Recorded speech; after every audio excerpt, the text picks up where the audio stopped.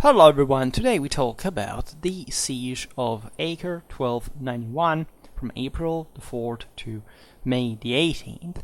One of the most important battles in especially crusading warfare, marking de facto the end of the Outremer adventure, because there were other outposts that fundamentally held out against the Mamluks after the same fall of Acre until the early 14th century even. But Acre was the last major settlement, basically the last center of the Kingdom of Jerusalem, that had already been in this sense hegemonized by the Kingdom of Cyprus. We will see this slightly better. So there is a major meaning behind that of course is worth looking at historically. I did make a video already about it was not specifically just Acre, right, but about the Saladin, about something in the last century of the Outremer states, and generally speaking, this moment, in fact, of constant decline that opened to literally another phase in European history. Contemporary historiography has tried somehow to downplay the importance of the loss of Acre through an alleged kind of European carelessness about the Crusades. It's a complex topic. Actually, the news of the fall of Acre came as a trauma, at least for the Westerners. There is, in fact, a new age, even properly in the relation with the East, that opened, and there is food for thought there for many other videos. Today I do something different from the usual, though, because this is the first siege tactics video that I make. Normally, say there are some tactics dedicated videos, as let's talk about the tactics, say, of this army, this people, this country in a specific time during the Middle Ages, and that's it. Then I make normally battles videos, and all the battles we dealt with were pitch battles, at least open field engagements. Never talked about a siege battle per se, a siege, just per se. This one really deserves our Crusades warfare series, reason for which I will, as all the battle videos, kind of skip any other consideration, but just getting into the tactics of it, in part through reading some sources from the siege, etc., and focusing mostly on how it was fought. Right, so you know that in these videos I also give a minimal political and strategic background to the whole thing, and naturally the one for Acre is complex, right? Because we are in a moment in which, in fact, as you know, Jerusalem has fallen from a century, so the Crusaders' avant-posts have remained mostly just on the coasts, connected via mostly the Italian navies, and essentially maintained also militarily, mostly by, of course, as we will see, the internal foreign militias, right? The local troops that had historically lived there and or taken refuge there at the advance of the Mamluks at this point, that had supplanted the Ayyubids, fundamentally continuing as an Egyptian-Syrian power, and or maintained by European monarchs for the sake of the crusading appearance. Right? We will skip the reason why, of course, the end of the Outremer states had been envisaged in a way or another. The siege of Acre happens 2 years after the fall of Tripolis, that had been one of another major avant-posts of the Crusader states, and because of the Mamluk decision of essentially continuing with Acre and essentially getting it over with a Christian presence, was a very strong kind of jihad feeling in this, and enthusiasm, right, for expelling finally the Franks, de facto, at least as a as a significant force from the Levant. Always provided with, and we have seen it in the video about, for example, the Cypriot military organization, that there was always a threat coming from the west. Like, it was never over. It was never like, okay, now it's impregnable. The point is that, of course, there was also less will from the western side to keep on, investing in the Crusades. With lots of things were happening in the world at that point, a crisis that was to invest basically the whole Eurasia in the same Mamluks by a degree. So that's another issue.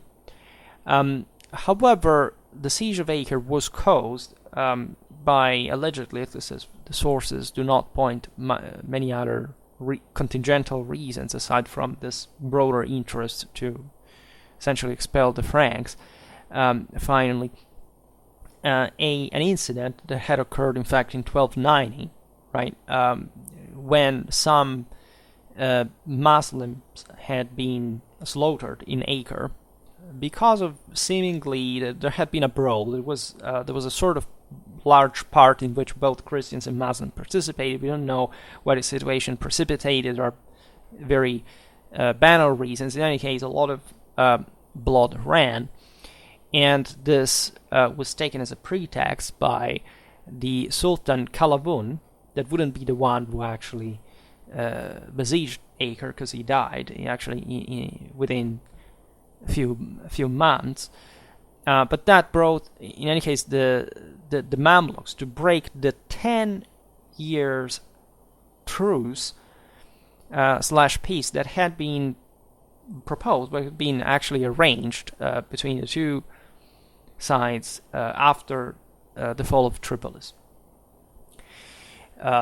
And this is interesting because history could have gone differently. The Christians thought that Acre would have held out for a significant amount of time because it was an important trade center, after all, for the same Mamluks that were habituated to have a western presence habitually in their ports. As you know, the Italians were always present in these coastal centers. They were very difficult to dislodge because of their fortified quarters just on the sea that could be constantly supplied by fleets, and that was mostly the point, that Egypt was actually a naval power too. The Mamluks were as advanced as the Venetians and at the top of naval technology at the time, but they were like as a great terrestrial power, mostly not. They didn't have like a permanent fleet or something that they would constantly maintain. As we'll see, the siege of Acre was carried out just by land forces, right? There was some minimal naval Mamluk presence, but the sea was dominated by Westerners from the beginning to the end. There was no block, there was force, whatever. It's just that the forces in Acre were too weak to withstand this, as we will see now, mass Mamluk mobilization. There's also a testament to the command and logistical capacities of this power that now it was also, as you know, struggling with the Mongols, had proven to keep them out of Syria, and exactly at this point was actually fighting against them, but found the forces to besiege Acre in the meanwhile. However, aside from the Western hopes, it was evident, in fact, that such a power could mount up the expedition, and that's what happened in the spring of Acre, with preparations from the Egyptian-Syrian side that took place during the previous autumn, winter, and so on. As for the numbers of the forces involved, that we will just partly address, because we know relatively few, right? Today I will show how mostly a siege was described by the sources of the time. I've been working a lot exactly with late 13th and early 14th century sources. I wrote profusely about sieges. This is not particularly different from others, just, that per se it has historiographically, spiritually, or culturally a greater significance, but in many ways was a pretty standard siege, and there is nothing there that you can say, well, this was not used elsewhere. And in fact, by experience, I know that also the siege accounts about even the technicalities of it, the rhythms, the tactics are dramatically repetitive, right? However, this siege is interesting because it was large enough to provide with significant, documentation of also smaller engagements during the same siege that a bit shows in depth, like the complexity of the various operations, how much effort they required from both sides, and it's just fascinating to observe, right? So as far as the forces are involved, like the defenders of Acre could count on something like 1,000 between knights and lighter cavalry, some sort. So a quite modest contingent. Eventually, as we will see now, it was reinforced during the siege because, again, the port was not blocked, right? So supplies and reinforcements could arrive. The problem is that there weren't so many powers could directly intervene at that point. The same Cyprus had quite modest forces, and there was relatively few that could do, as we've seen, the European crusade, it was called, was answered just by relatively few. So especially the core, right, the of the men at arms of the heavy troops was somehow modest. And you have something that had been estimated in probably 14,000 infantry, mostly the militia of Acre. Then the other forces, just the Italian communes, France, England, the Iberian powers, provided with large contingents in that regard. That, especially in defense, in sieges, are quite important. As far as also the technical skills that we will see, especially among the peasants, etc., were quite advanced. They contributed also to the polyurcetic of it significantly, and so on. The backbone of these forces was, however, represented by largely by the Templars, by the Hospitallers. It was also a Teutonic contingent. The Teutonic Grand Master arrived in Acre, but then left, right, at the same time. But you have, as we will see now, a participation, especially of the Grand Masters of the Templars and the Hospitallers. The first one lost his life during the siege. That considered legitimately as monastic military orders the Outremer states now as a thing on their own, in part because they had been left alone by European powers, and also because they legitimately had monopolized this kind of military control that now had kept eroding. In fact, when Acre was besieged, there had already been a process of kind of shrinking around in the province from the various castles and other fortresses that existed all around that had basically skeleton garrisons by that point, because it really cost a lot to maintain, and the Mamluks were essentially pressuring all around, and the same population was starting to give way. In a way, there were lots of people who had taken refuge in Acre, because these last outposts naturally were the only safe haven, at least in the Levant, terrestrially, for the locals to take refuge if they didn't want to live under the Mamluks. That's another issue. So that there were lots of people in Acre at this point, some of which were shipped elsewhere when news of the siege began, etc. Acre probably didn't have more than 40,000 inhabitants at that point. So you'll see most of this population would be enslaved or killed after the Mamluk conquest of the city.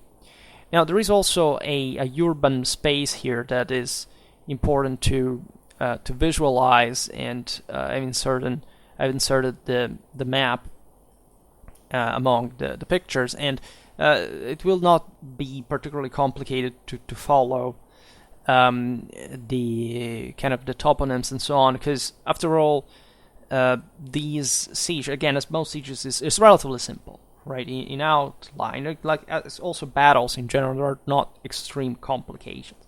Essentially, you have Acre with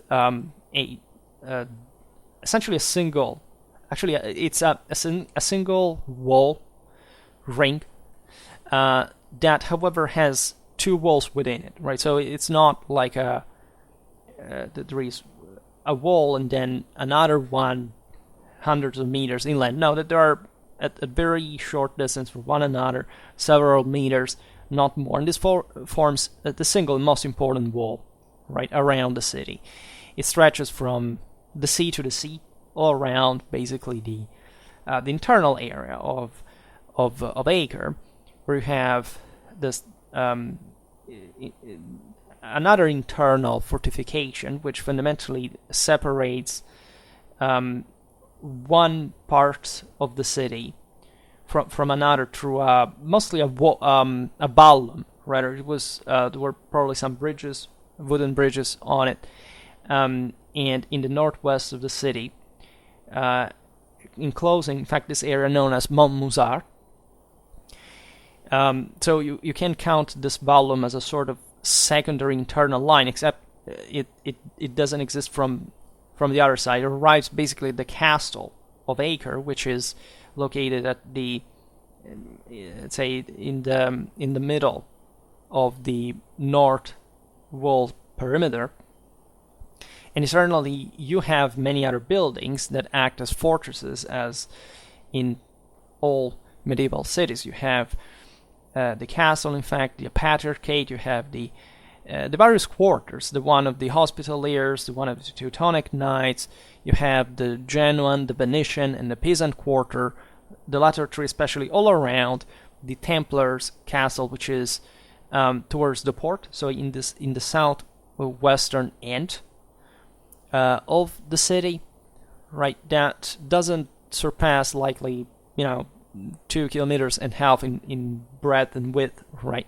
So it's a large center, and this naturally obliges the forces to cover well all the various perimeter, because the enemy could simply enter from one of these.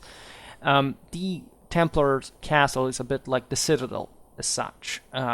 It is an imposing building as a castle on its own, and it just overlooks the harbor, right? With the Tower of the Flies, it was the ancient temple of Baal, and you have, of course, in the port there the actual only access that you can have from the sea.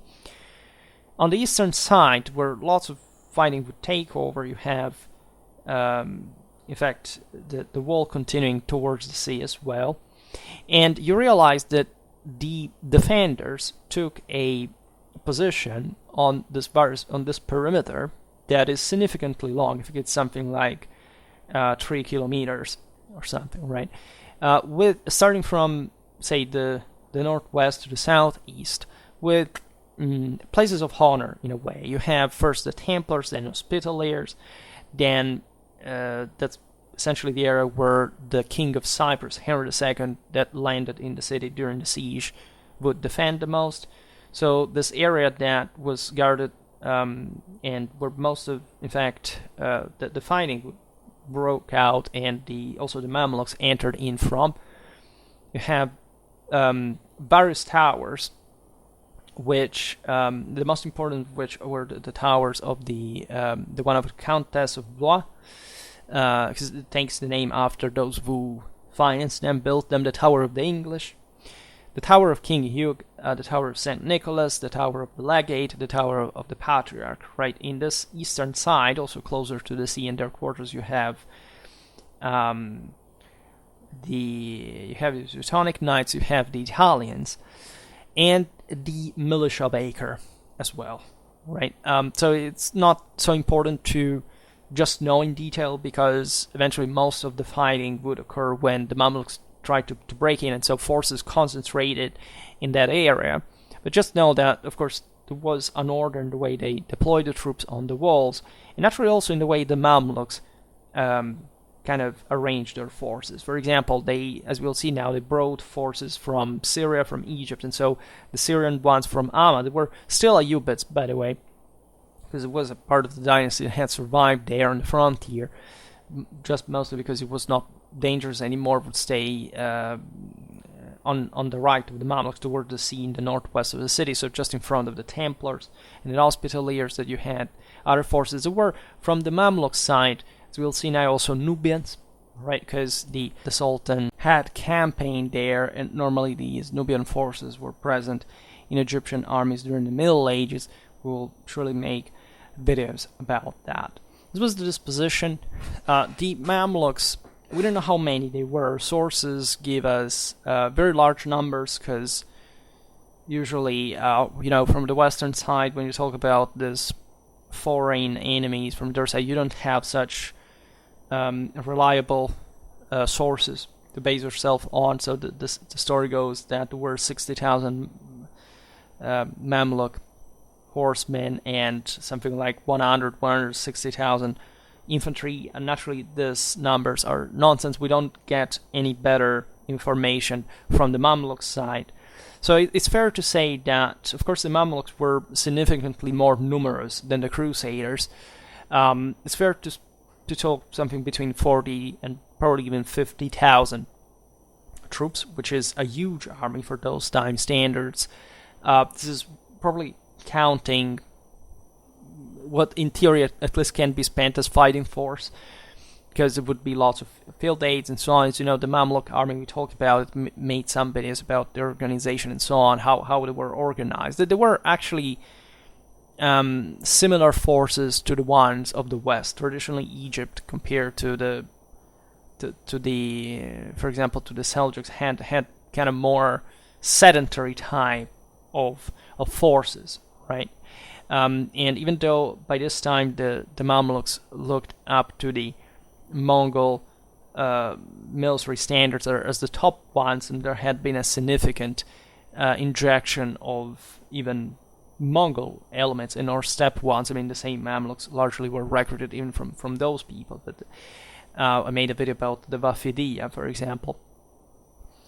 They were mostly infantry numerically. However, the bulk of their forts was in the men-at-arms, right? So in very similar ways, after all, to the feudal retinues of the West, and that in a siege were naturally used mostly as the stormtroopers, right? This is what you observe always, that the role of the men-at-arms as the decisive force of the armies of the time had in fact the same role in open field as much as they had in siege warfare. That is, breaking through and or withstanding from the defensive side the attack of the enemy. We don't get so many tactical details as we will see now, aside from the some technologies, some catapults, things like this, different kinds that in fact were not properly, of course, standardized by the time. So I will open a little parenthesis later to explain what the siege engines really were. It said that the Mamluks built and brought properly 100 mangonels, right, to bombard the city, and surely they were equipped with very large amounts of that. The defenders also had such artillery from their side, and however in lesser number, and their forts mostly stood in the defensive position offered by the towers, the walls, and so on. We will see it during the video, right? So these were mostly the forces that were gathered. This greater Mamluk mobilization that entailed moving this enormous amount of men and material and animals from different regions, right, to converge to Acre, or on Acre, and this naturally, was imposed by the geography of it all, but also, of course, helped condensating more troops without kind of concentrating too much at the same time in one single place, so that these forces converge from different directions on the city. By the way, during the winter season, it was humid and cold in this case, and so what the Mamluks managed to pull off was extraordinary, logistically speaking, and a testament to their military organization, right? The people like to stress sometimes kind of a difference from Ayyubid times. It was just an evolution of the same Ayyubid forces that were also quite advanced for that time. And of course, consider this were post-Mongol times, so a lot in the art of war had changed as well, as far as especially moving great quantities of animals, of horses. I made a video specifically on this, and the logistical issues was a big deal. Also artillery. Consider that this is the moment to which gunpowder came around properly as a weapon technology, right? So at the Siege of Acre, likely, yes, blends of sulfur and saltpeter were used for explosives. Again, the Mamluks, the Venetians were quite ahead that, and they basically, as soon as there was an explosive, technology, right, for military purpose, it was immediately applied. And so there is I made a video about some of the early Mamluk firearms, and I discussed the issue there, because they were quite ingenious systems, but naturally you have to distinguish also what was just the technological knowledge and the doctrinal applicability. We'll just loosely see it today, because it's practically impossible even to distinguish on the base of the sources now what kind of incendiary weapons were used, what were substances employed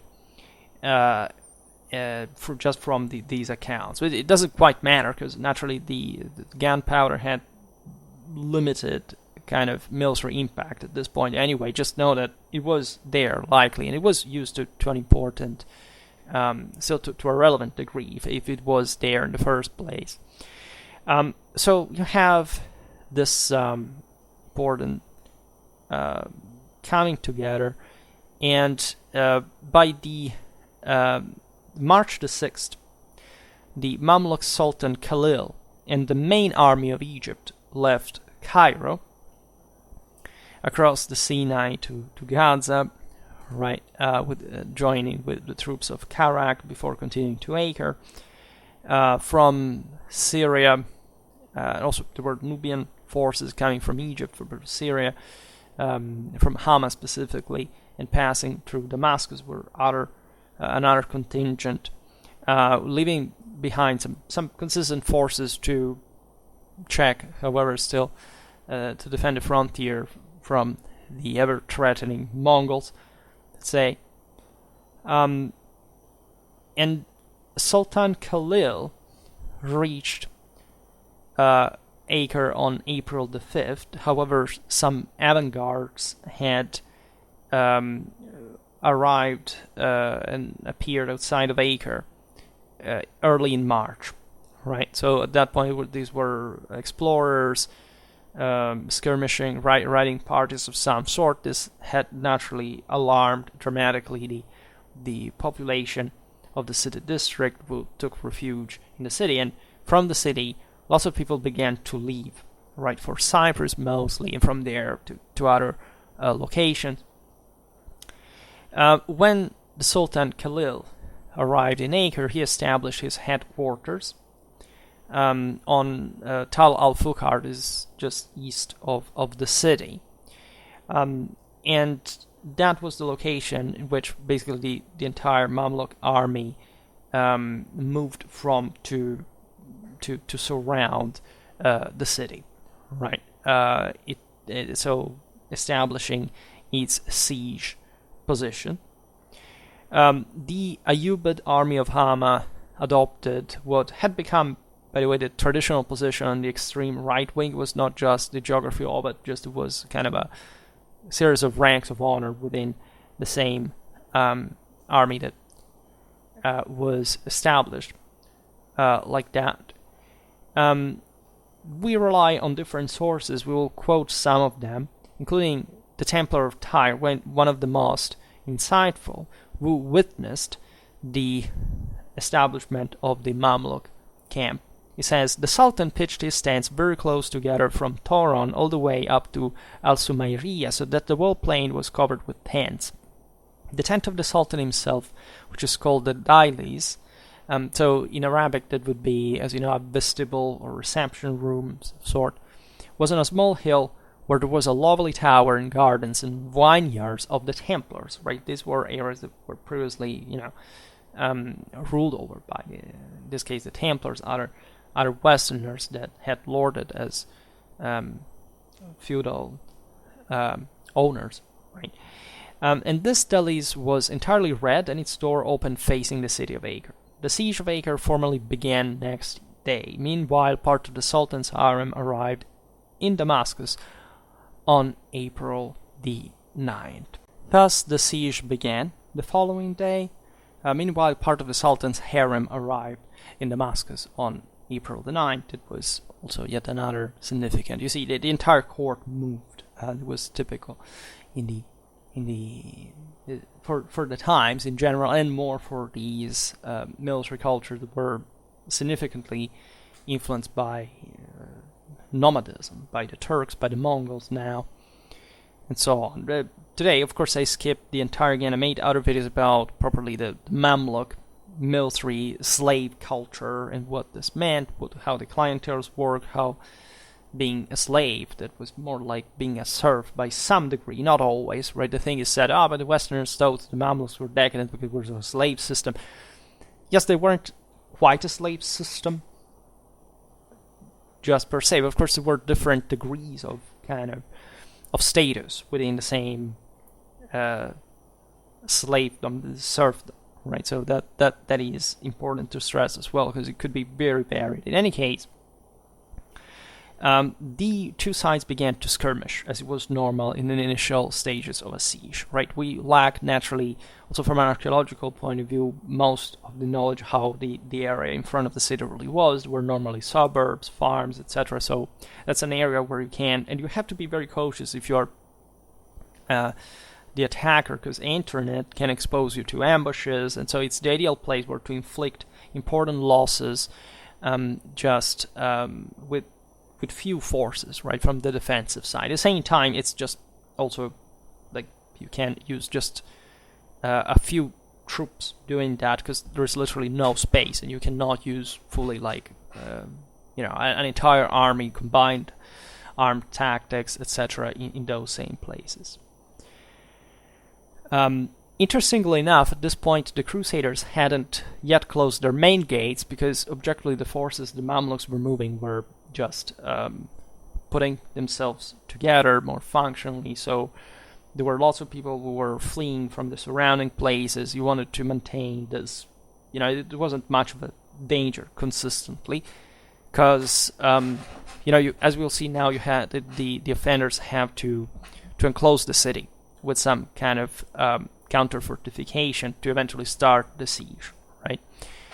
Otherwise, you can't make also supplies coming in still, and you have to blockade it effectively, at least from land. Naturally, the Mamluk strategy relied on the fact that Acre's garrison was relatively scarce, right? So it was not important to blockade with a big fleet, the arbor that would have brought to a naval clash of sorts with the Italians and other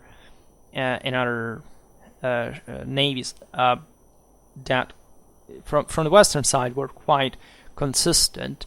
We will see how there were, for example, the Genoese did not participate to the defense of Acre because they had just been expelled from Tripolis. They had problems with that. They had to renegotiate trade with the Mamluks, and they couldn't participate to the defense of Acre in the meanwhile, right? But the Genoese ships contributed, for example, to ship people back, away, like the refugees, and helping in that regard, but not navally. It was not important for the Mamluks to intervene from the sea, right? So it was enough to have concentrated these large forces from the mainland and relying on the fact that Acre would not be effectively defended and, say, supplied, especially with troops, by other powers that were quite involved in doing other things. I mean, the major sovereigns in Europe were just busy with other stuff, right? The Aragonese and the Angevins were fighting in southern Italy. The English were fighting with the Scots.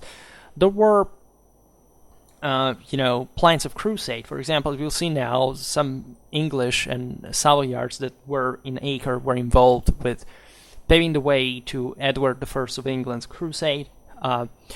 But that would have not happened exactly because Acre fell, right? But so there were some French forces, the old French regiment left by Saint Louis some decades earlier, and it was maintained, in fact, by the Crown of France still, but that was originally 100 knights, right? So altogether, we know that there were few forces for the Mamluks to be able to overwhelm them, just numerically even, and plus with the imposing technologies and kind of quality that they had in general.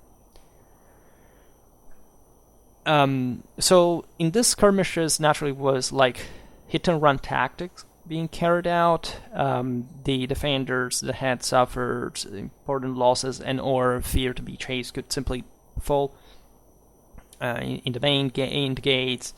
And we don't actually know at this point how close the siege lines had come to this point.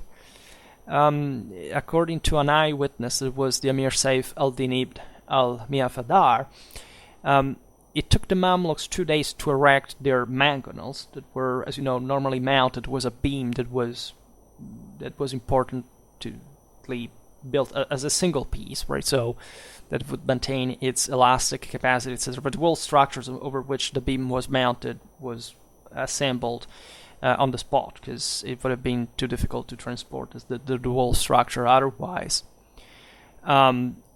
And most sources agree that the bombardment of Acre began on April the 11th, with that dramatic firepower that the Mamluks had brought together with them.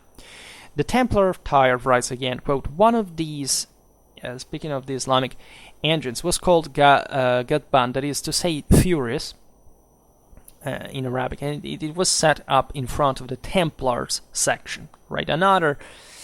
naturally, all these various sources tended to say just what they knew more directly, right?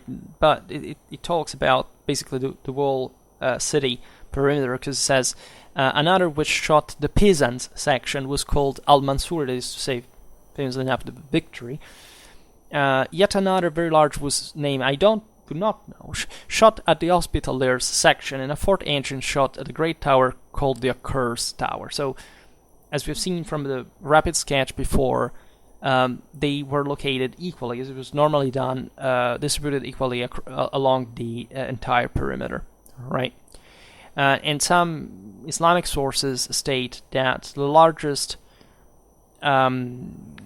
stones shot by the defenders, 15 mangonels, weighed 45 kilos, right? So there was an important bombardment, the counter-bombardment.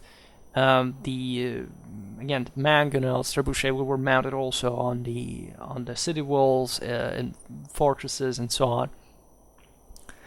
Now, the Mamluks began to establish their siege lines that consisted essentially of defensive positions. We're talking about ditches, palisades, and portable wooden shelters. The latter to screen essentially just the view in a way, or of course protecting from projectiles of different sort.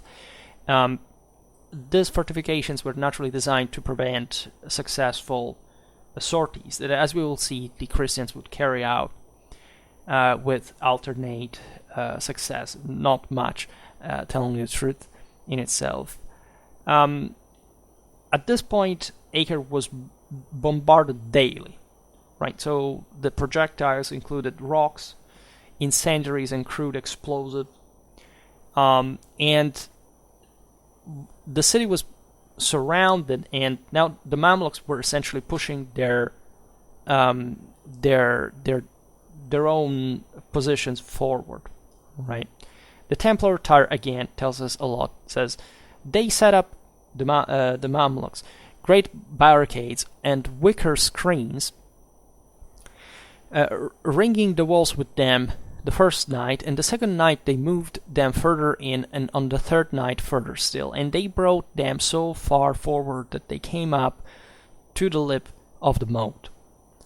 Behind these screens, the armed men dismounted from their horses, bows in hand.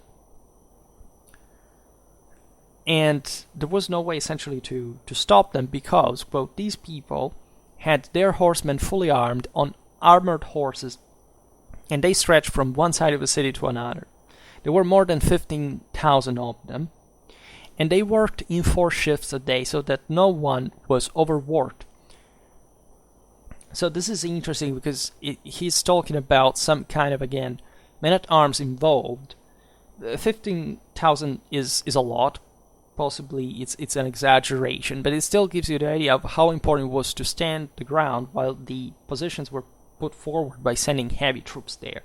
Armor that could thus sustain hits from mostly crossbows, right? If you were hit by a catapult or something, things were pretty much more serious, but there was also kind of a slow rate. Made multiple videos about medieval siege engines and so on, so to give you the idea, it wasn't much of a particularly fast rate of shooting, throwing stones or something like that. So boulders, and to knock out just even one single guy at a time. There were smaller devices were used, as we'll see now, also by the offenders, and there were kind of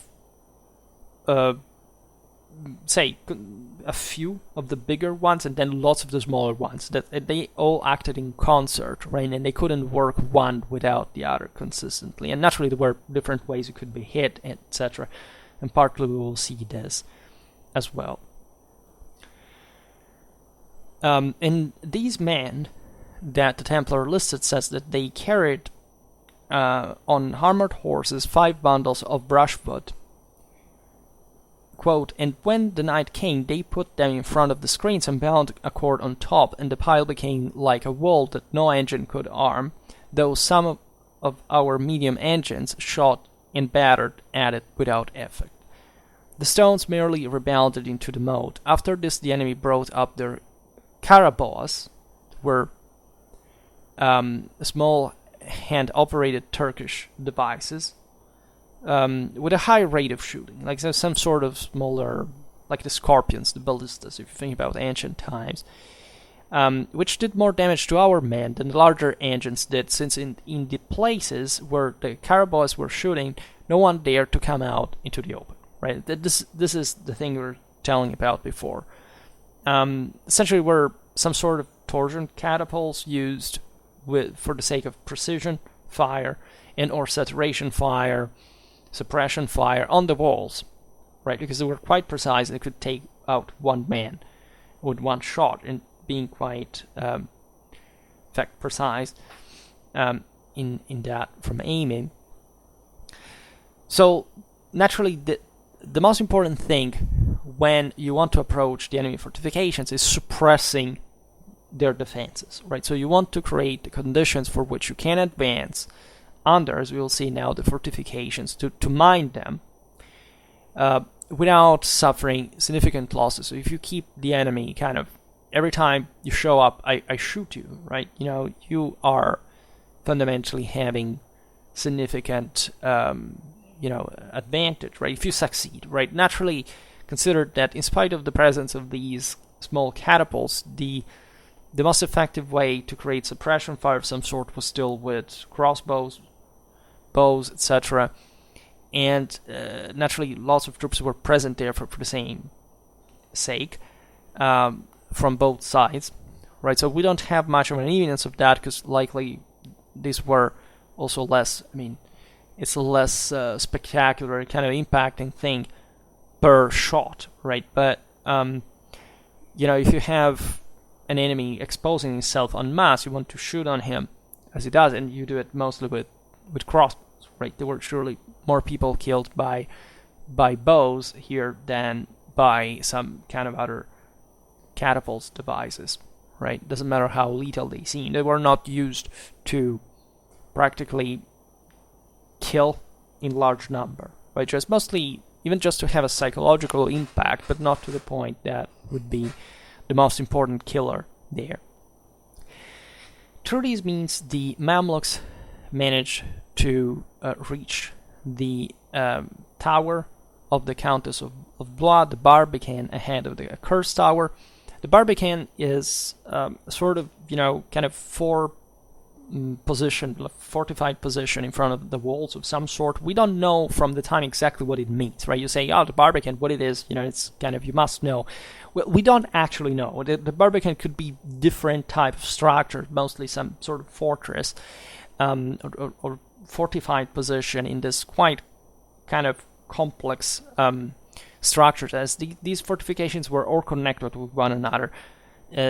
Archaeologically, we can document also from iconographic, we can document just mostly the stone buildings, right? Iconographic sources give us the picture, together with also written accounts of something extremely more complex, right? And especially connected by a lot of wooden structures that made this kind of huge continuous fortification that naturally were built in ways that even if one section was lost, still you could enclose yourself in another section. So the Barbicans were there just to, in this case, of course, present just a more advanced fortified position for which you could keep the enemy tendentially away from the fortifications, plus kind of trying to realize if they were mining, they were digging tunnels under not much the walls, right? We normally think, it's the walls that have to crumble. Not really, because they wouldn't eventually be able to exploit so easily the breaches, right, for assaults. Rather the towers, right? The towers are the most important ones to take down, also because they were, first, as they were also importantly more garrisoned, right? On the walls, the enemy is normally more exposed, and from the towers, instead, you have much better, you have a higher ground, you have kind of a greater protection. And so, in this case, the objective from the offending side was, in fact, to mine the tower, and from the defending side to countermine them, right? In fact, the Christians did so at the tower of the Countess of Blois, and according to the sources, fought back fiercely. However, they were outnumbered in this aspect of the siege. The enemy just had more force coming from different sides. They could concentrate it in these mining operations as well. In the meanwhile, ships were keeping to supply Acre, right? Weather allowing, of course. And this allowed to an option that was to land troops as well in amphibious operations that could harass the Mamluks, especially from the side of the port, so in the southeastern end.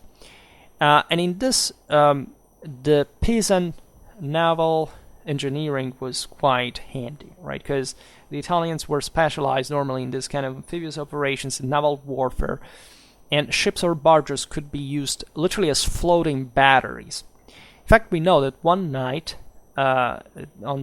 between the April the 13th and 14th, several ships, including one with a mangonel on board, approached the shore north of Montmusard.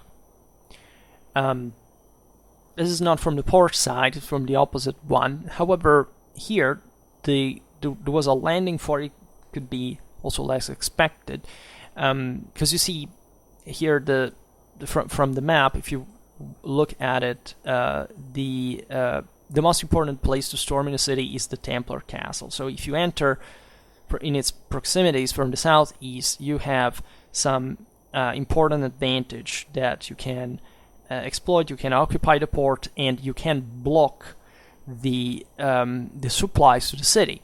So that's what naturally and preferably the Mamluks were looking forward, except of course they had to consider the consistency of the walls, etc. So trying to harass the Hama contingent was important, because this could hope to make the Westerners release an important pressure on them from on the northwestern side to concentrate forces in the east, perhaps.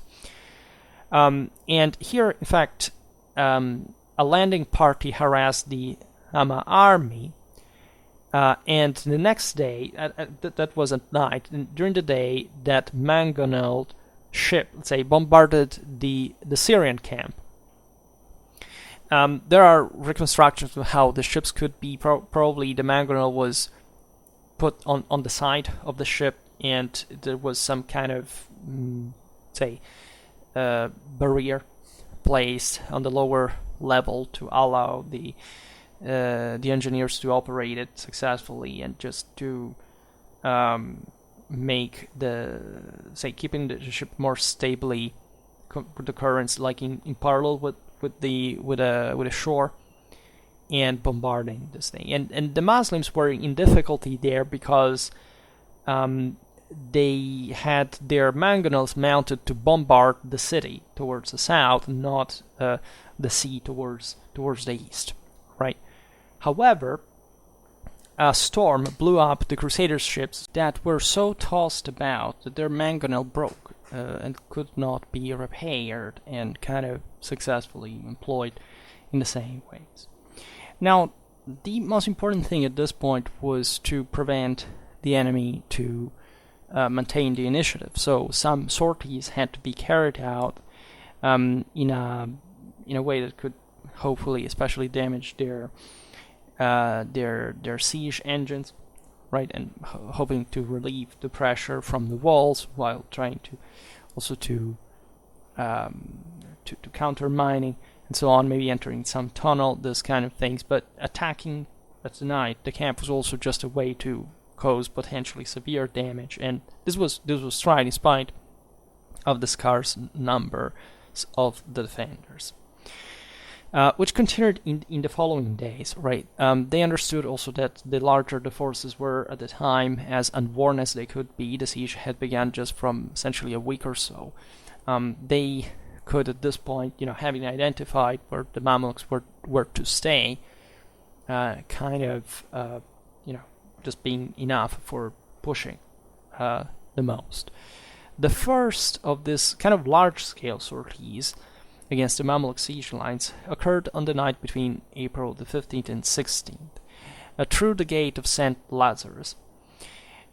Here the Templars, led by Guillaume de Beaujeu, that was the Grand Master, were joined by Austin de Grandson, that was a Savoyard, one of the part of the entourage of the King of England, as we've seen in the video about Henry III, that had kind of become properly a powerful court party, and that had been in Acre, as we were saying before, to prepare the English expedition to the Holy Land.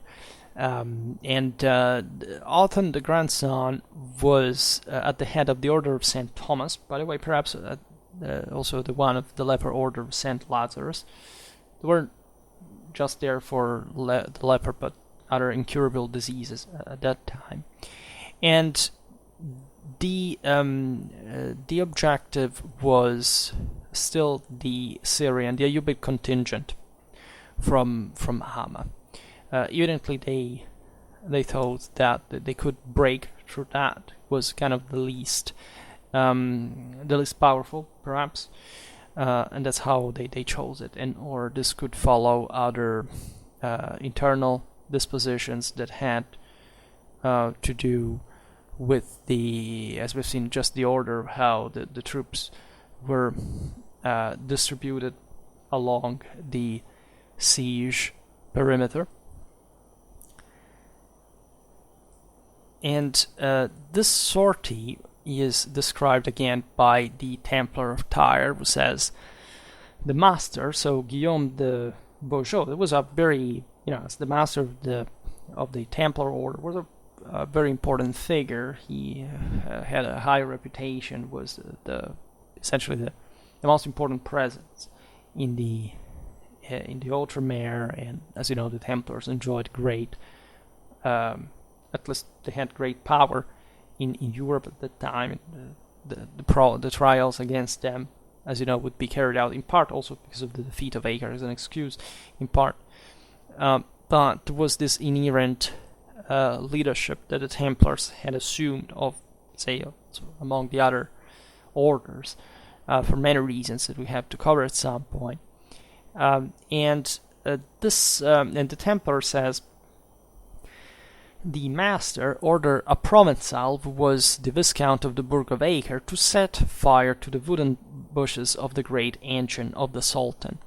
They went out that night and came up to these bushes, but the man who was supposed to hurl the Greek fire, it was liquid fire incendiary device, was afraid when he threw it, and it fell short and landed on the ground where it burned out. Our men, both brethren and secular knights, went so far in amongst the tents that their horses got their legs tangled in the tent ropes and went sprawling, whereupon the Saracens slew them. In this way we lost 18 horsemen that night, though they did capture a number of Saracen shields and bucklers and trumpets and drums. This is at least how it describes the incident, so basically everything goes wrong. According to him, the Greek fire was not thrown in time, burns out on the ground. The tent ropes kind of trample the horses, so naturally it's at night. It's against a fortified enemy position. There are obstacles to surpass. It's complicated, and this thing went wrong. Anyways, of course, the objective was, as we've seen, to set on fire the enemy engines and or other structures. And the sortie was also meant to exploit, of course, surprise and such things. 18 horsemen are lost, and as we've seen, there weren't so many just within Acre to allow this luxury of losing a significant amount of them that even were not expected in this raid to be lost. There is even an ignominious incident in which a Crusader fell into an Amir's latrine where he was killed. Right. So quite a bad omen there. The following day, the Hama contingent presented the Sultan Khalil with several captured horses, which had the heads of the slain enemies hanging from their saddles. Right. So that's the whole thing was pretty brutal. They weren't really, we skipped a bit the diplomatic side of the story there, but the Sultan had behaved in a very kind of intransigent way.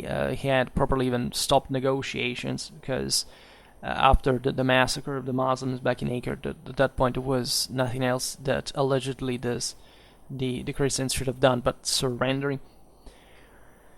And he was just in a condition of force where he was to overwhelm the enemy, so he wasn't just, he wanted to terrorize them legitimately to make the thing quicker, in a way. So it was about breaking the morale, of course. It was about saying you have no chances to survive in this sense, or at least if you don't surrender, right? The Christians displayed on their side the captured shields and armors on the walls of Acre from the raid.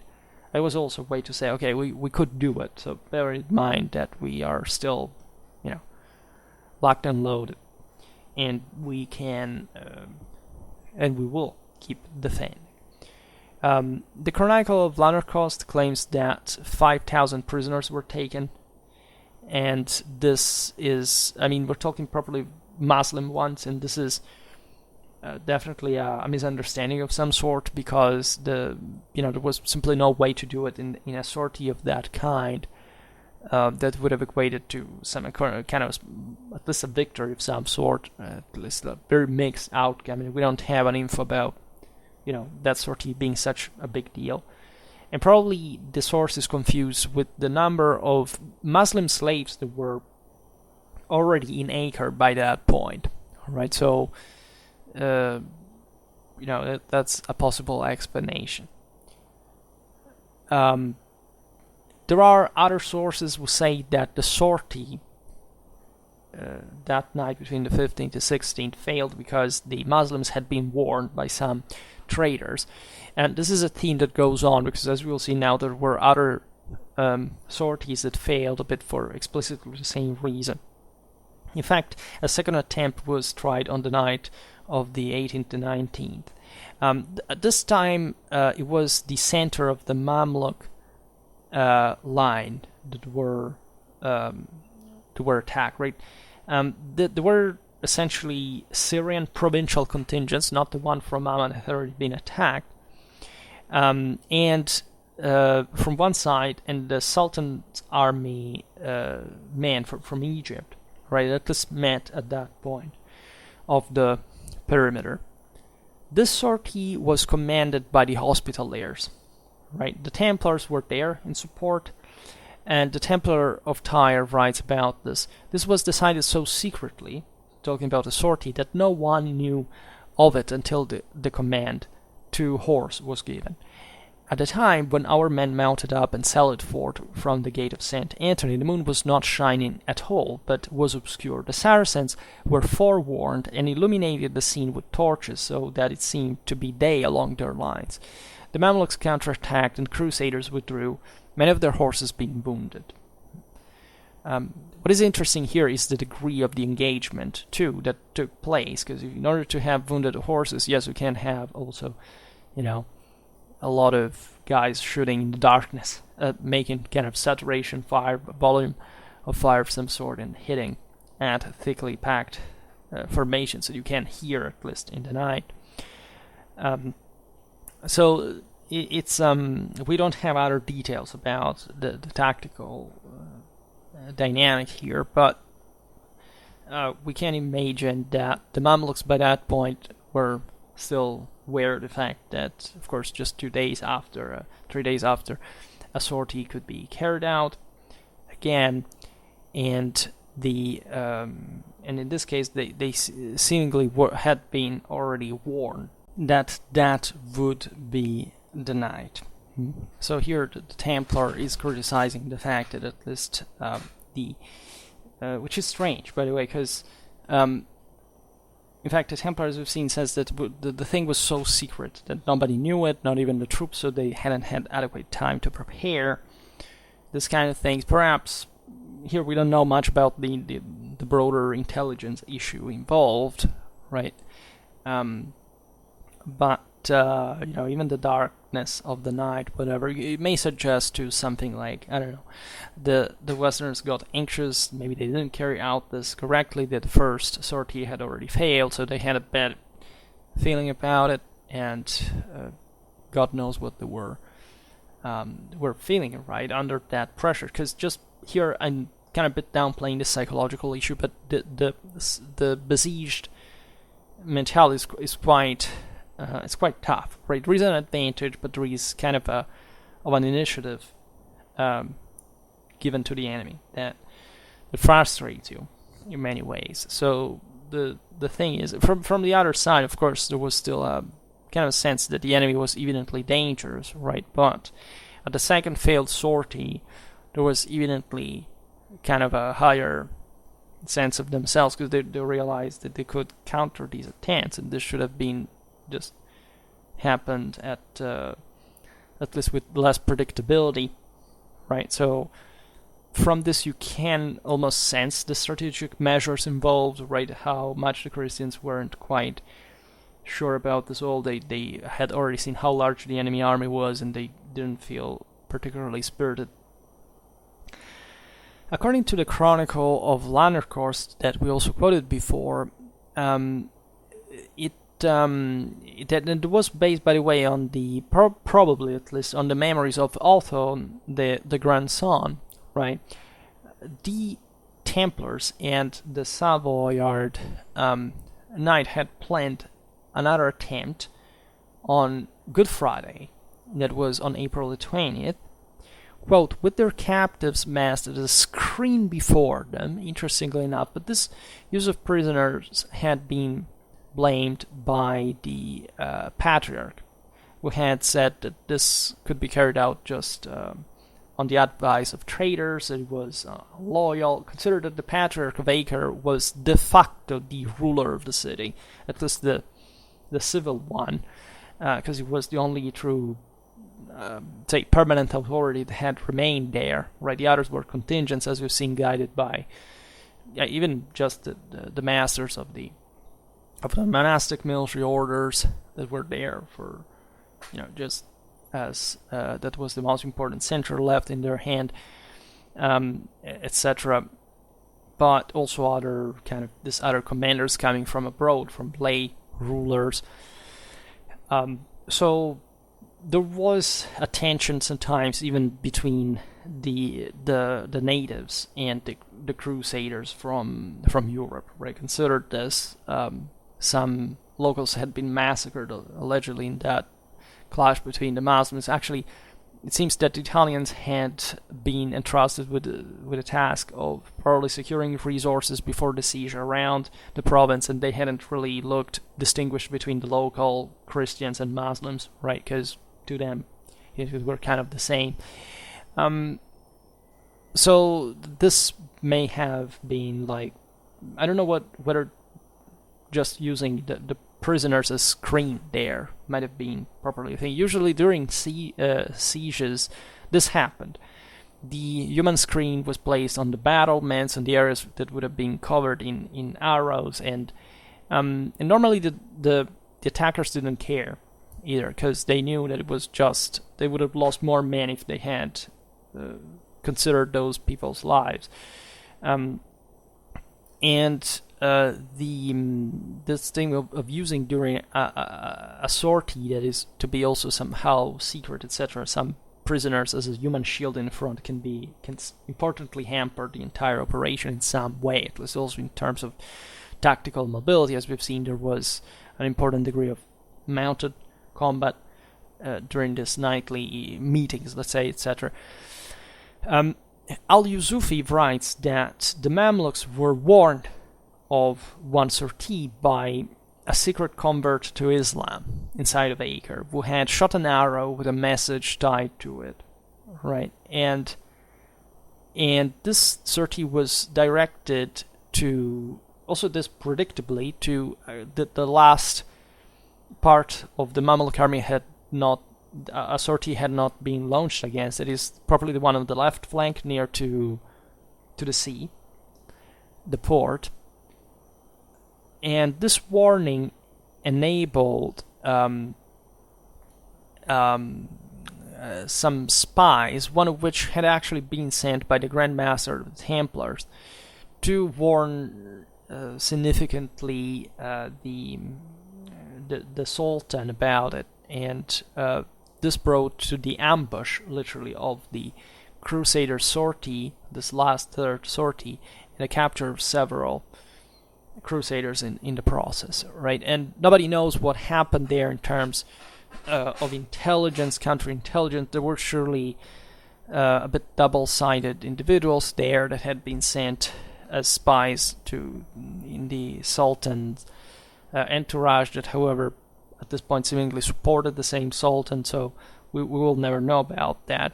We know that the Sultan Khalil didn't really trust much these individuals in general, but at least in this circumstance, he exploited the situation successfully. So after these three sorties that eventually had been planned with some scientificity, they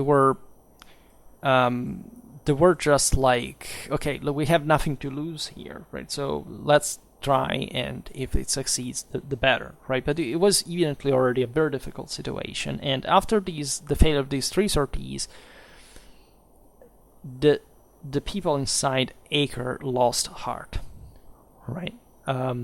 Some hoped that Cypriot reinforcements could arrive in time, because in fact King Henry II of Cyprus was about to arrive. I mean, he did on May the 4th. He had embarked in Famagusta and arrived with 40 ships, 100 knights, and 2,000 infantrymen. Not a huge number, but something more to boost a bit the morale and the manpower.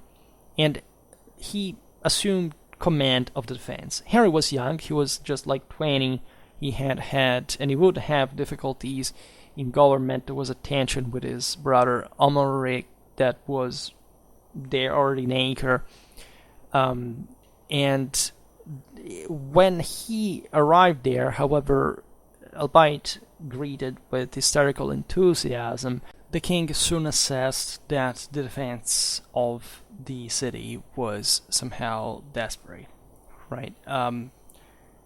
It's important to assess this in a kind of objective way, right? The commanders at the time naturally had a much more direct idea of what the situation was about. Naturally, the king was surely advised by other commanders. We don't know what they said to each other about the situation, but it was obvious that there wasn't much now that this could be done in a counter-offensive way. They had just to wait for the enemy to try to enter, right? And the perspective didn't seem positive of that as well. Reason for which a delegation was organized, as Henry sent the Templar William of Catherine and another knight named William of Villiers to meet with the Sultan himself. Both sides agreed not to shoot each other during negotiations, as was kind of chivalric, and the Sultan was immediately quite confident as soon as the delegation arrived. At least this according to the Templar attire. He asked whether the Christians had brought to him the keys of Acre,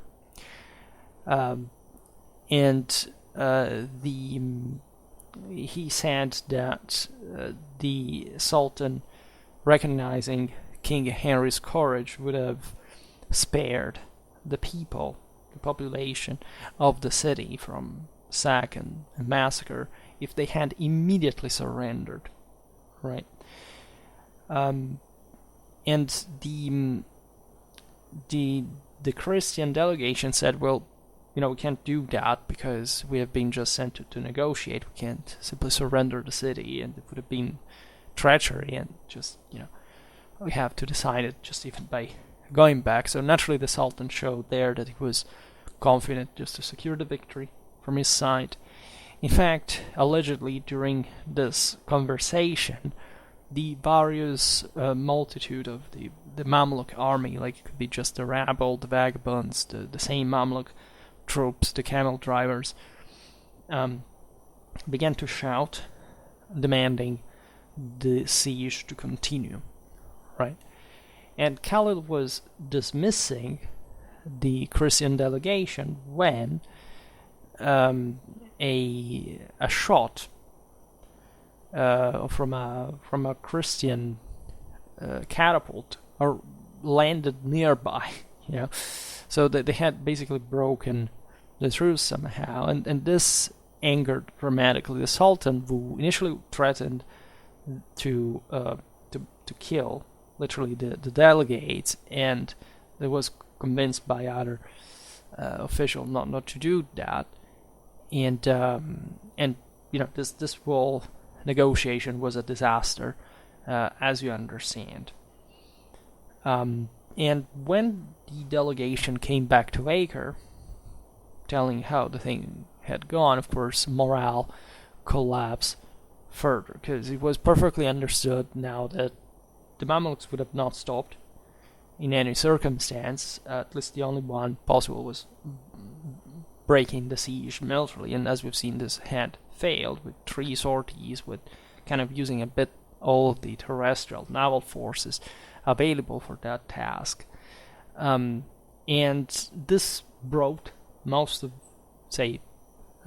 of the aristocracy, or the Crusader aristocracy proper, to start abandoning the city, which was pretty dire view, of course.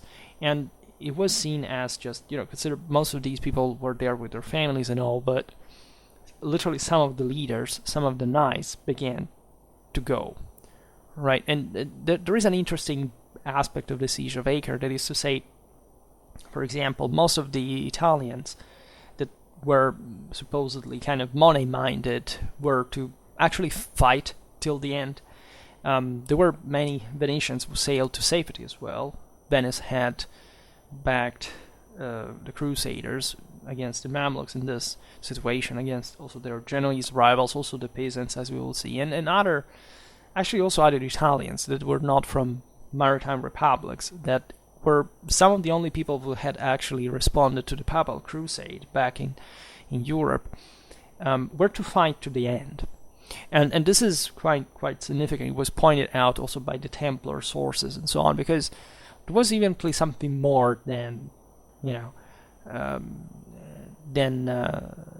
the city to defend there. There was a sense that was the Christian last stand in the Outremer, in the Holy Land. And so many people saw that not just even as vainglory, but as a sort of divine duty to exist, because they probably believed that God was really to make them win otherwise, in order to gain something, right? Consider that, of course, this is at the end of the 13th century. You can argue that, the older crusading spirit had somehow diluted, but we often forget how that was still pretty much alive for many centuries to come, and that the loss of the Outremer was not the end of the Crusades or the crusading spirit, even from just common people that had decided to stand, to make their last stand in Acre.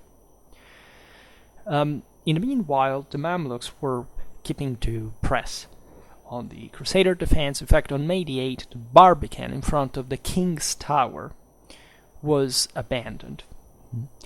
So this was, again, just a Barbican in front of basically the most important angle of the, northwest, southeast, and essentially north-south axis of the perimeter.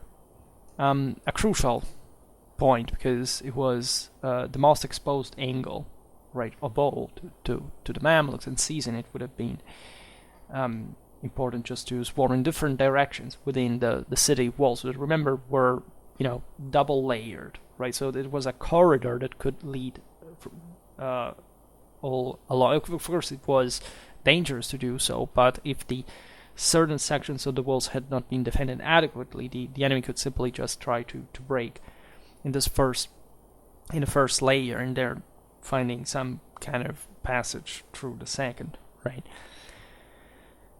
And the defenders at this point, probably the Barbican had lost due to mining. They said, okay, well, we can't defend it anymore, this is going to collapse. So the defenders set it on fire and retreated inside the King's Tower itself to defend it at all cost. The Mamluks naturally were cautious, because, again, it was still practically the entire Christian force inside, and the walls were not penetrated, right? And yet they managed essentially to mine and to start crumbling during the following week the English Tower, the Tower of the Countess of Blois, and the walls of St. Anthony's Gate, and also those next to the Tower of St. Nicholas. So in all around practically this corner, right, in the northeastern limit of the city, from which evidently the pressure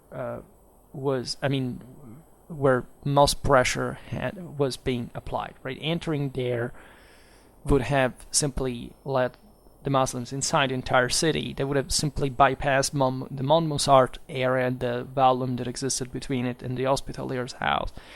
And they could have swarmed pretty much everywhere, right? There was a Crusader attempt to countermine near the King's Tower, which failed, and that probably also contributed to the collapse of its outer wall itself on May the 15th.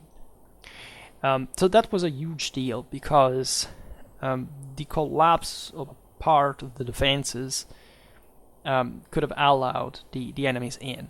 The point is that the Fallon masonry was so jumbled that the Muslims couldn't quite make an assault in the breach, right? However, they found out a way to still find, to ease the path, because basically the following night, the commander of the Karak contingent was Baibars al-Mansuri, had his men make a long felt screen that he would describe later in his memoirs.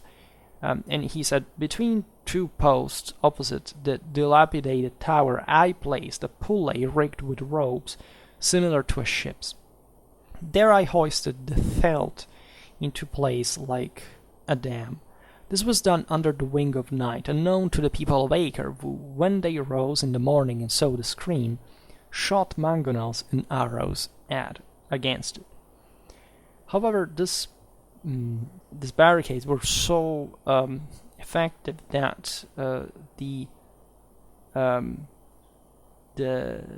behind the screen, the troops of Baybar could simply enter and storming the damaged tower, right? And thus opening the path also for the rest of the Mamluk army. The Templar tire sees this from the opposite side, says the Saracens made small sacks of hemp cloth and filled them with sand. Every man carried one of these sacks on the neck of his horse and tossed it to the Saracens who were there behind the bush, the bush at that point. Then when night fell, they took the sacks and spread them across the top of the stones and smoothed them out like a road. Having built ramparts to protect their carabaos, right, so those small catapults, the Mamluks attacked next morning and captured the ruined tower, despite being shot at by the defenders' siege weapons. When our men saw that the tower was taken, they built a structure out of leather-covered wood called a shah, and put men inside it so that the Saracens who had taken the tower might not advance further. So this is an interesting information, because they basically are essentially building over the rubbles and attacking and defending accordingly. And the great use of this, here you see there's the shad, the cat, right, the cactus, that in Middle Latin simply can mean lots of different things, like kind of mobile platforms to move the troops, even just to assault or to shelter them or to defend them, and depending on this, they could be provided with catapults themselves. So there's a very wide range of that. It's very unspecific, but it's in fact very famous in this kind of sources. So famous, so frequent that it's also terribly unspecific, by the way. The Mamluks also had the advantage of numbers, so they were using their forces to attack contemporarily St. Anthony's Gate, probably as a diversion, right? So to try to, distract the enemy. Meanwhile, because remember, every fortification in itself has no strategic value, right? It's only when you mend them that it becomes militarily meaningful, right? So you have to distribute forces importantly. Mathieu de Clermont, who was the marshal of the Hospitallers, distinguished himself for his bravery at the defense of the King's Tower. However, the Accursed Tower that was just behind the King's one was now become the key to the defense of Acre. Because if that fell, fundamentally, the Accursed Tower could properly just open directly the way internally. The King's Tower was still at the corner, right? The Accursed Tower was just on the side. So entering that and having just a foot in the other fortifications could simply just allow you to pour in significant amount of troops under cover. So that's where the most intense fighting began, right?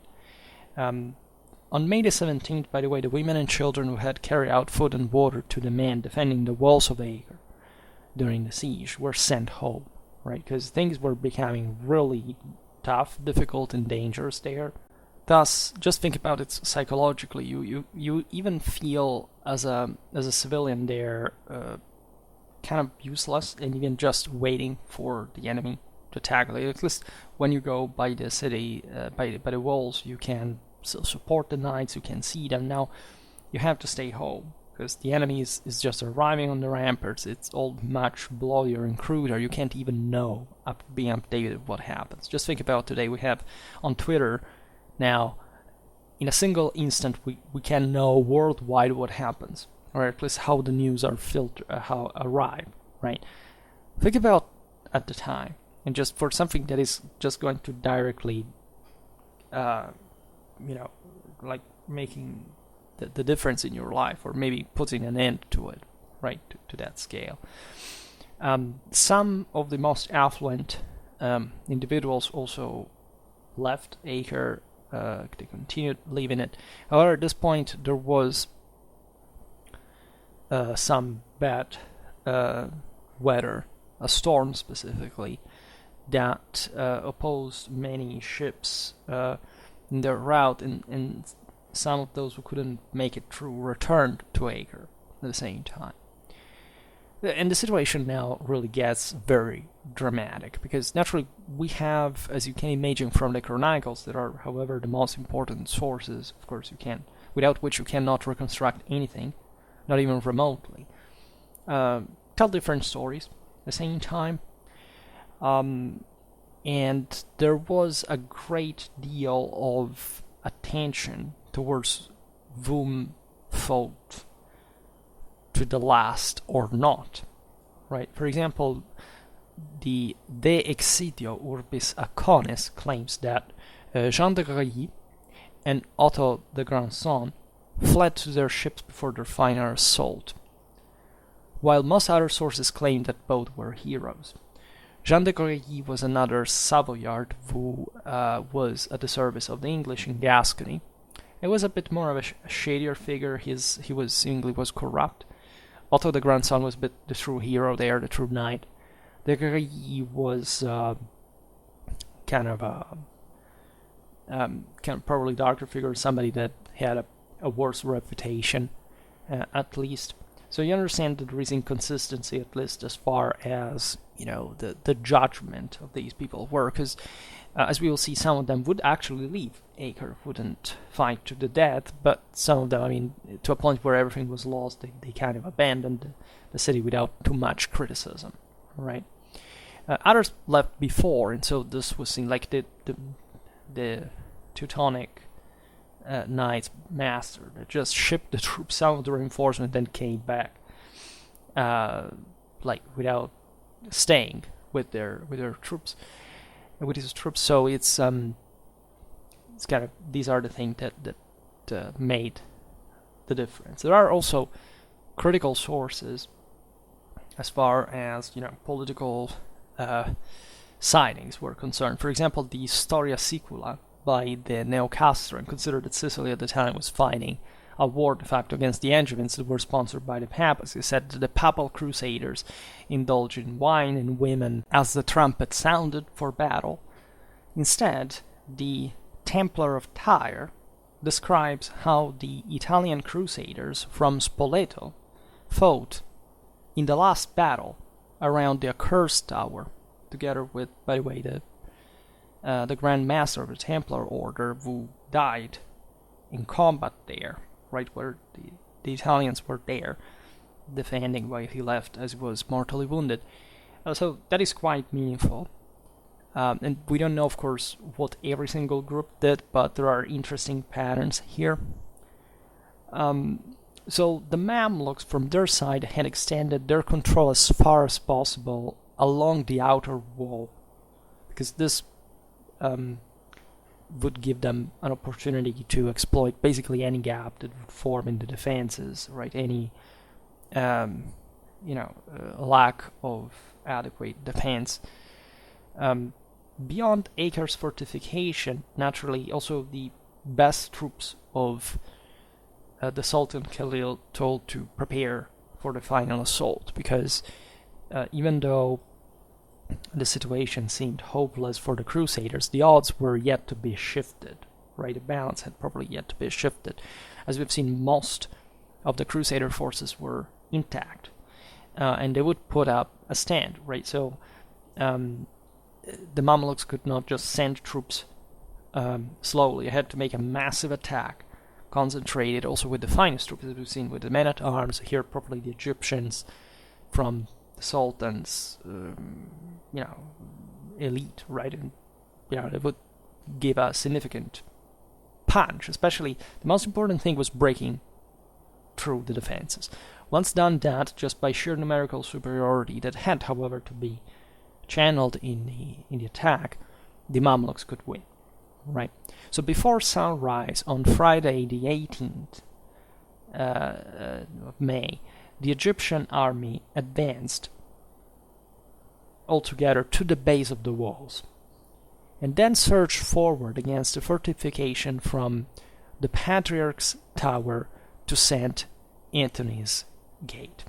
Right, so this is important because they were basically putting, during assault to the walls, it was important, again, not to spread as many forces possible. I mean, to employ, of course, as much force as possible, so that the enemy would dilute its own along all the perimeter, right? So that there wouldn't be an area where the defenders, naturally had the advantage tactically on a single segment of the walls, could simply just concentrate forces. They had to dilute the enemy's fire mostly, and probably just the presence on the walls when the assault troops would reach the top of the same walls, right? This was a hell of an attack, and as we will see, would succeed, but not before also a hell of a resistance from the other side. The Mamluks had rightly identified the Accursed Tower as the place where to concentrate the main pressure, because it was defended by King Henry II of Cyprus' own troops. So there were some of the finest knights there from different backgrounds, as we've seen as well, and it was the most important fortification for which they could still exert much pressure on the assaulters. While the troops manning the outer wall were forced back towards St. Anthony's Gate. The Mamluks on this occasion had reportedly 300 camel-mounted drummers. However, the Templar of Tyre notes between a terrible instrument, and this is interesting because it shows, among the various things, also what we discussed in an old video about Islamic military music, that in this kind of near Middle Eastern world was deeply important. It was a symbol of transcendental power of the empire itself, God-given power. And the Templar writes, before dawn, the next day, Friday, a drum began, so also the holy day for Muslims, bear in mind, a drum began a powerful stroke. In the sound of this drum, which had a horrible and mighty voice, the Saracens assailed the city of Acre upon all sides. The place where they entered first was by the Accursed Tower. In front came men carrying great tall shields, and after them came men who threw Greek fire, and after them came men who hurled javelins and shot feathered arrows. Our men were inside the shut, abandoned it. At this the Saracens took two routes, since they were between the two walls of the city. Some of them entered by a gate of that great tower called the Accursed Tower, and moved towards San Romano, where the peasants had their great engines. The others kept to the main road going to St. Anthony's Gate. So this passage offers a number of tactical information of interest. First of all, you have this essentially Pavis men, right, that are advancing, shielding other specialized troops. You can imagine the rain, the hail of arrows that the Westerners were throwing at the assaulters. Behind the Pavis men, there are kind of grenadiers. They are guys with through Greek fire, the Nafatun, with kind of hand grenades, literally, that could, as we will see, knock out a single guy at a time. And behind them you have archers, fundamentally, and javeliners. And never underestimate, as we will see, javelin as anti-armor weapons. Right? People think, oh my god, it's such a complicated technology. No, you just take javelins and stones at close range in sieges, right? And they do really a lot, even more than bowmen as such. The other element is, of course, here the fact that the peasants, by their quarter hand, install some great engines. So it shows also how the Christians had their own catapults from their defensive side. They were installed eventually also inside the city in the eventuality of, in fact, an Islamic breakthrough that seemed imminent and that was in fact about to occur. And in fact, as we will see now, some resistance would significantly be offered by Westerners inside the city, even though at that point the enemy was swarming and basically just overwhelming them with numbers, as they had just reduced the disadvantage put by the walls, by the towers, etc. So this was a critical moment, and the military orders attempted to retake the Accursed tower in the process. This counterattack was led by the aforementioned Matthew de Clermont and was followed by the Grand Masters of the Hospitallers and Templars. So these were some of the finest troops. We have made videos about both orders, and we know what they were conceived for historically. Basically, these had to just take out 30 men at a time with them, right? If they had to go. Their whole purpose was to fight in the name of Christ to the death. Right, so this was, as we'll see now, also a moment of epical kind of deeds that were, exalting also the people at home, because the literature, both in crusading times and in older kind of heroic times as well, and this was one of those moments in which, of course, the mere meaning of the resistance in the crusading effort was a bit the ambition of a lifetime, right? What was there of more glorious to fight against such a powerful host, surrounded without hope, but displaying there what fate was all about, right? According to the De Excidio Urbis Aconis, Jean de Villiers, that was the Grand Master of the Hospitallers, and Matthew de Clermont shouted at fleeing troops in the streets, because the enemy had, as we've seen, bridged already partly in and putting an astonishing pressure. Shame upon you, fools, you are not hurt, to the battle with you by the fate of Christ. Right, and this is interesting because it shows that at least if you were wounded, it was understood by a degree you couldn't fight, at least not wounded seriously, because there were all kind of wounds before mortal ones normally. The Templar of Tyre focuses on his order, specifically on this during this action, and writes, "Those of the enemy who were hurling Greek fire hurled it so often and so thickly that there was so much smoke that one man could scarcely see another.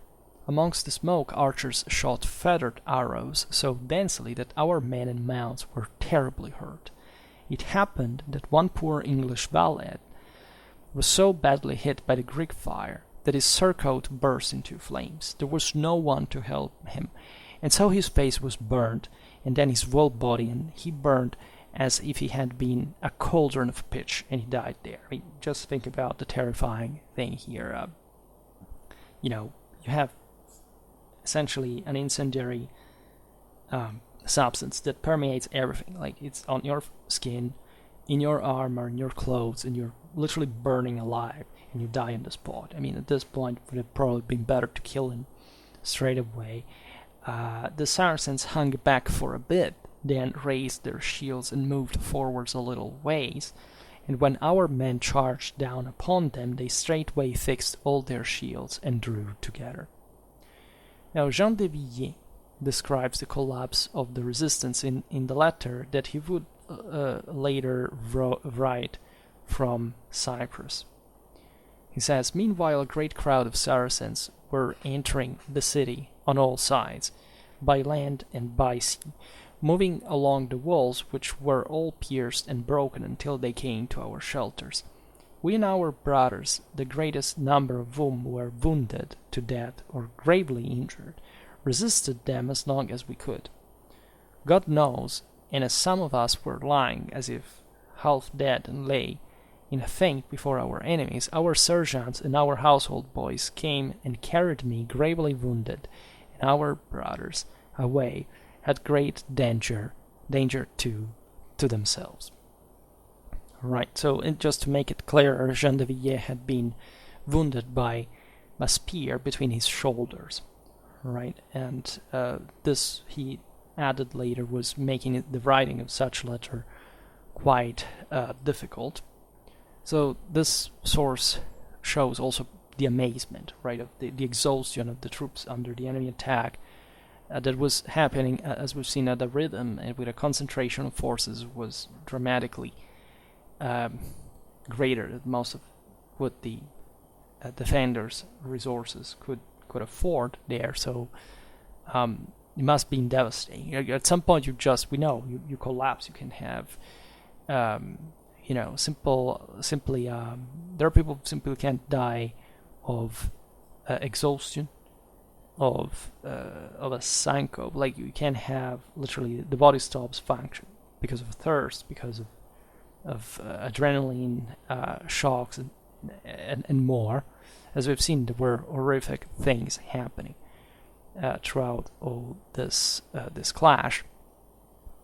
And when you see that so much is being lost and you are going to suffer dramatically of the consequences of it in a way or another, you just feel like going away. And the exhaustion, the wounds, etc., you don't know whether you're a survivor or not, you're dispirited, you can't move, and more.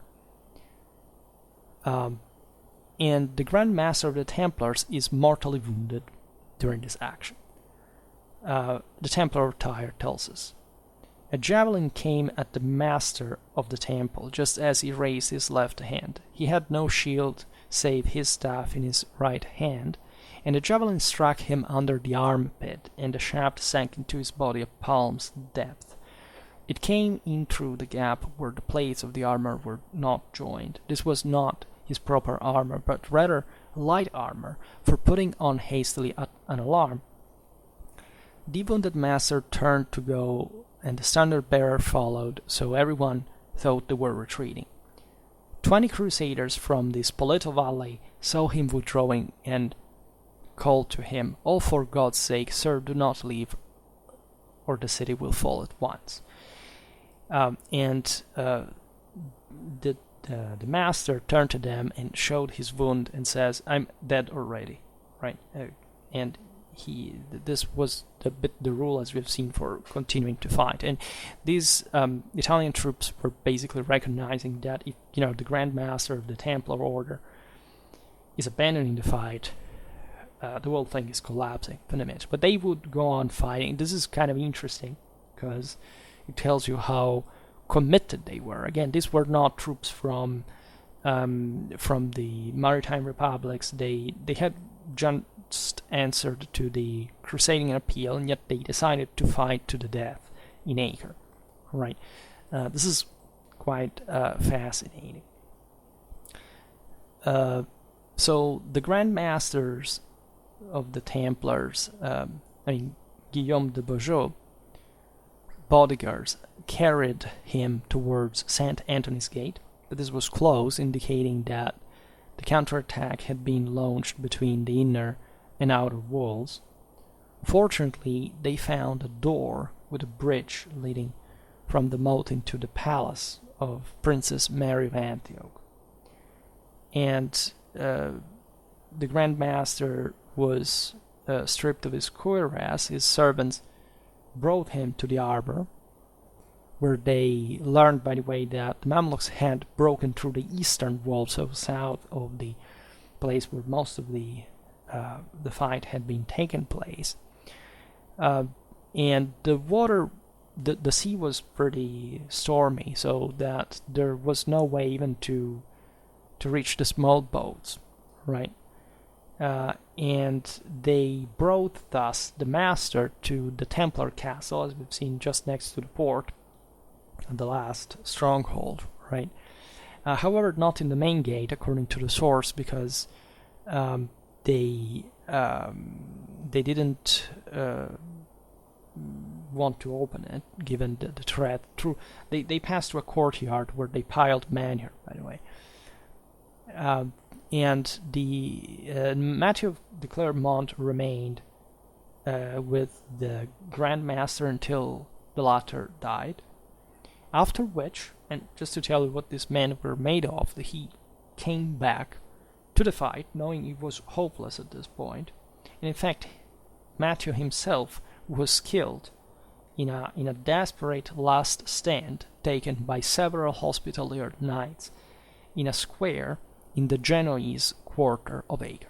Right, these men went to their death, they knew it, and they decided to fight to the death. Also because they knew that likely they would have, died anyway, and or not all of them likely, but it was a matter of honor. It was a matter of maintaining high. See all the frustration that had existed regarding the lack of support towards the orders, the decline of the Kingdom of Jerusalem, and all of this, could be ransomed in a sense by showing the world how deeply these men of the cross could bear their own, right, and how much of an example they could be for whoever was just looking at it without intervening. So it was crucial. We cannot know what was in their head, in their heart, but it's one of those episodes that really makes you reflect, right? And by the way, after the loss of the Accursed Tower on the eastern wall, the Italians plus the English and the French, the latter two respectively under Othon de Grandson and Jean de Grailly, continued to fight. The Italian communal troops were under their own officers, so they had their own autonomous command, and in spite of this firm resistance, all these troops could not prevent the Mamluks breaking through along the shoreline as well, which meant that if that they could easily cut the retreat to these troops, right? So the defense of the position became untenable. And the Templar tie records, quote, "From the edge of the sea to the foot of the tower, the Saracens prized off a lattice work which had bars and points sticking out so that horses could not get out through here. Then a great number of mounted Saracens came in instead," right? So there was a way, of course, to create some, it depends on where you orient the spikes, right? They basically blocked any possible sortie, and they just would make troops getting in, simple but effective way. You see, the Mamluks really know how to carry out a siege, and naturally, it's interesting, right, to point out also these details, because the Templar here was also a man of war. He had seen this, but he had just known it for how it worked, and he thought it was important to add these details. And the passage ends with saying, "Sir Jean de Grailly and Sir Othon de Grandson and the men of the King of France," because again there was also the French regiment still there, "put up a fierce defense, so that there were many wounded and dead as well." So these guys to try to resist, killing again these these were men-at-arms. They were some of the most fiercely trained, and just the Mamluks had similar troops, and some of which were surely being fought here at the same time. However, they had also lots of lighter troops normally, right? So this was mostly one-to-one, kind of to the advantage of the Christians, right? Jean de Guerrier was amongst those injured, according to the source, and interestingly enough, they say that exactly because of this, Otto, the grandson, now took over. So Jean de Guerrier would have had even a greater importance, but it's not entirely clear. Otto, the grandson, at that point took command of some Venetian ships and put Jean de Guerrier and other wounded on board. Then fell back to the Templar castle, right? Because there was still there's the castle of Acre next to the walls of this thing, but then there is a Templar one too, which is basically the last where the last stand would take place, right? Because it was just like the citadel, and there is the sea behind that, so it's just like the best defendable area, except now at least the entire city is falling in the hands of the Muslims. Wu's sources emphasize both the chaos and the carnage that took place in the city.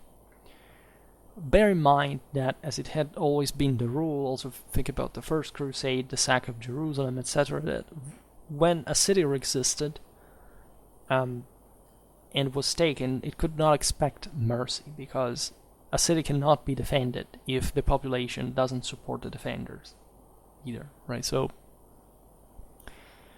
of course, the sources stress the fact that the Franks, kind of cast themselves into the sea, or were trapped in some other areas, and that only a few managed to escape finally.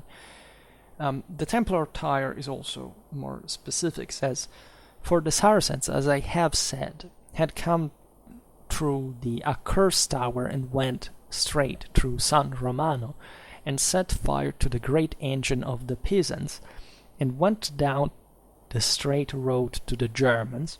This was essentially the convent of the Teutonic Knights in Acre.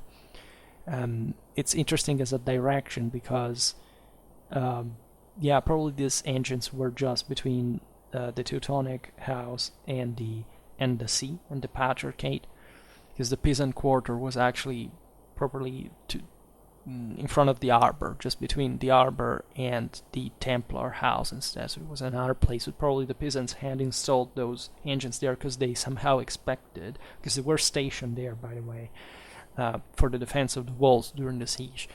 Those catapults, as we've seen, that probably were kept operating up to this point. And the Saracens set fire, the Templar says, to the siege engines, and to the garrites. So these were movable wooden defenses that were just used to, again, parry blows with a sort of palisade walled with planks of wood and such things. And the whole land was lit up by the flames. Imagine the smoke we've seen before, Greek fire being used, the soldiers not being able to fight because it was so smoky all around. Just think about the mess, the heat, the thirst, the fear, just enemies swarming from everywhere and surrounding you, right? So the moment of greatest pressure where really you have to prove you are a trained knight to that point. Just consider also the various militias that kept fighting next to the knights, were supporting them and using other weapons, pole arms, crossbows. The knights would have used them themselves. They were the spearhead, right? The Templar of Tyre also records that some Islamic soldiers were traumatized at the sight of the children that had been trampled and killed in the panic, because there are all the civilians fleeing from the various houses as the fight approaches. And the Templar writes, as we learned afterwards, the Muslims had pity on these victims and wept, right? Because they again, had go all in for it. These are infidels, whatever. But when I see dead children who just had tried to escape and died like that, they broke down. So just think about what this entailed in a broader moral sense, and how much you could expect in terms of moral resistance, even just at the sight of these things. And think even how different, in a way, was the psychological situation of the defended and of the defenders and of the offender. So this entering the city, they saw also the what the civilian side of the story was. By the harbor, fight had broken out as well, and there were still people trying to embark at the last moment, but even those with enough money, or a lot of money, just couldn't find enough boats to leave. Right, so huge crowds of people sought refuge, as we've seen in the last citadel. Right, normally in medieval warfare, you have, again, the center with a citadel inside the city that is walled, or there are multiple layers of walls. And the citadel sometimes even holds out for a very long time after the city has fallen. This was not to be the case, as we've seen. And the fortified Templar complex was big enough to host lots of people that were trying to escape that kind of massacre, because the Muslims went hard with it as well. So it's fair to say that by nightfall of May the 18th, the city was firmly in the hands of the Mamluks, meaning that a Christian counterattack from the citadel was now practically impossible. They had consolidated their position. There were some buildings that still held out, aside from the Templar one, such as the fortified convents of also the Hospitallers and of the Teutonic Knights, perhaps also the castle of the city proper, we don't know. Surely somebody was trying to escape this by fortifying themselves in their homes in some way, and so ousting other people and this kind of stuff. It's likely that the Syrian forces, the Ayyubid army of Amma, etc., had broken into Acre from their side of the walls in the meanwhile. So in the area of Mont Mozart, likely in the moment in which we have seen the Hospitallers and the Templars send troops to try to retake the Accursed tower. So essentially, say, fighting for that, and then at least Mont Mozart, as we've seen, is somehow isolated, has a vallum, we don't know where they pass through. The point is, again, that taking part of the wall, you could run between them, right? This double layer of them, so you could run throughout all the wall perimeter. So it was a desperate choice, nevertheless. In fact, we don't know what happened. Literally, the sources do not talk about this. We know that the leper order of St. Lazarus defending Mont Mozart were all slain. So this where other people put up some stand. We don't know whether to the last or not, but they perished. Their leader was Thomas de Sainville, survived though.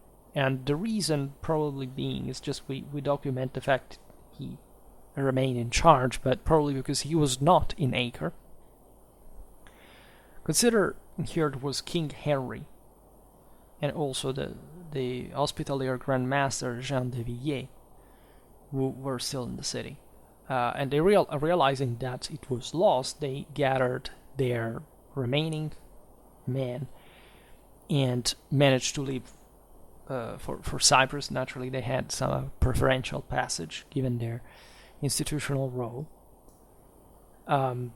At this point, Jean de Coligny was meant to have left, but as we've seen, he was wounded, right? So there is conflicting information regarding this individual, as we've seen. the Patriarch of Jerusalem, Nicolas de Naples, seems to have drowned either during the trying to board the ship or during the navigation in some way, right? Probably because the ship was overloaded, so it was just a terrifying situation, and this person died, and just like that. There is also an episode concerning Roger de Flor, who made a fortune because of the fall of Acre, quite quite unloyally and despicably in a way. I made a video about Roger de Flor, who would become the commander of the great Catalan company, as you know. He was a Templar, right? And he essentially managed to ship lots of people away from the city, but in exchange for large sums. And the Templars were after him after this because it was illegal to do so. Roger kept some of the money for himself, and after that he invested them essentially to create that band of mercenaries that would go on quite a long story. I made a video specifically on the Catalan Grand Company and specifically at least the rise of Roger de Flor in southern Italy. This was a half German, half Italian, again, knight who eventually knew how to let's say to market himself well, to put it this way. This world of piracy, crusade, war, etc. A lot of naval warfare. As we were saying before, many of the allegedly money-minded Italians behaved better than the other nationalities. The Templar of Tyre is quite open about this. He actually went on, and it was to actually praise the Genoese that were widely criticized for not having supported the Crusaders, because they, as we've seen, they were around with their ships and they collected the men from the seashore and they shipped them away, right? They were fished. There were some people who simply threw themselves in the water, swam, and were fished by the Genoese ships later, so that's quite interesting. These people mostly all went to Cyprus because it was the closest base. Telling the truth, there was another problem that was Tyre, which was still in the Crusaders' hands.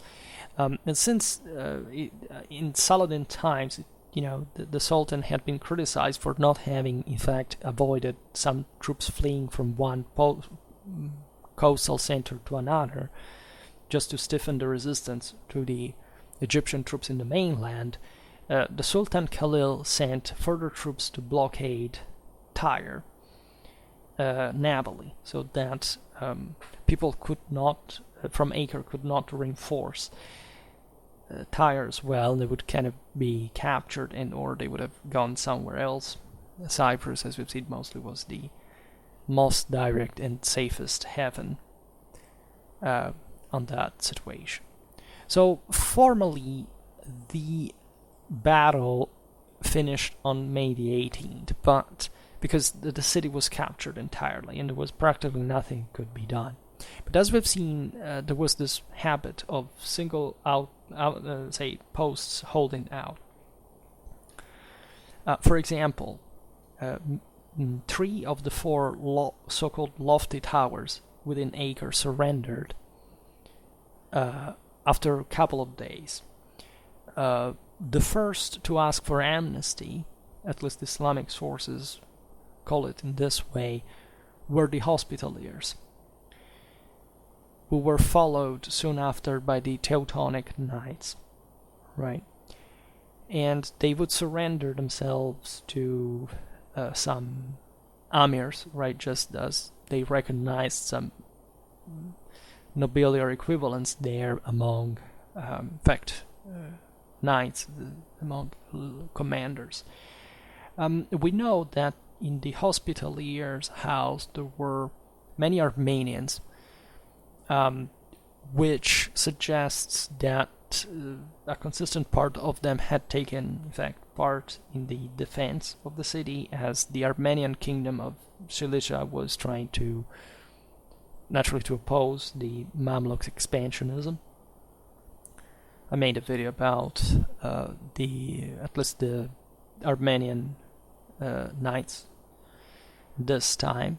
After May the 20th, a Mamluk representative went to the Templar fortress, which, as we've seen, having the sea essentially from two sides, could not be entirely surrounded. And in theory could have even, and would, in fact, put up a longer resistance. We know from a chronicle from St. Peter in Erfurt, Germany, written later in the summer of 1291, but before news would arrive from Acre, that 7,000 people had fled to the house of the Templars. There are other sources that say even 10,000. So you can imagine the hygienic conditions within that place. And even though all these people were very difficult to be maintained there, still there was someone who thought that the citadel could hold for some other time. The Templar of Tyre explains how this could have been done. Again, it was not unusual, aside from the fact that it was filled with people here, but there was enough also supplies evidently for maintaining them. If there hadn't been many other problems, right? And the Templar writes it about the Templar complex. It occupied a large site on the sea, like a castle. It had at its entry a tall, strong tower, and the wall was thick, 28 feet wide.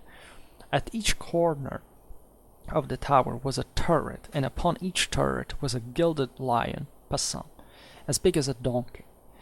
And on the other corner, towards the peasant quarter, there was another tower, and near this tower, above the street of St. Anne, there was a most notable palace which belonged to the master.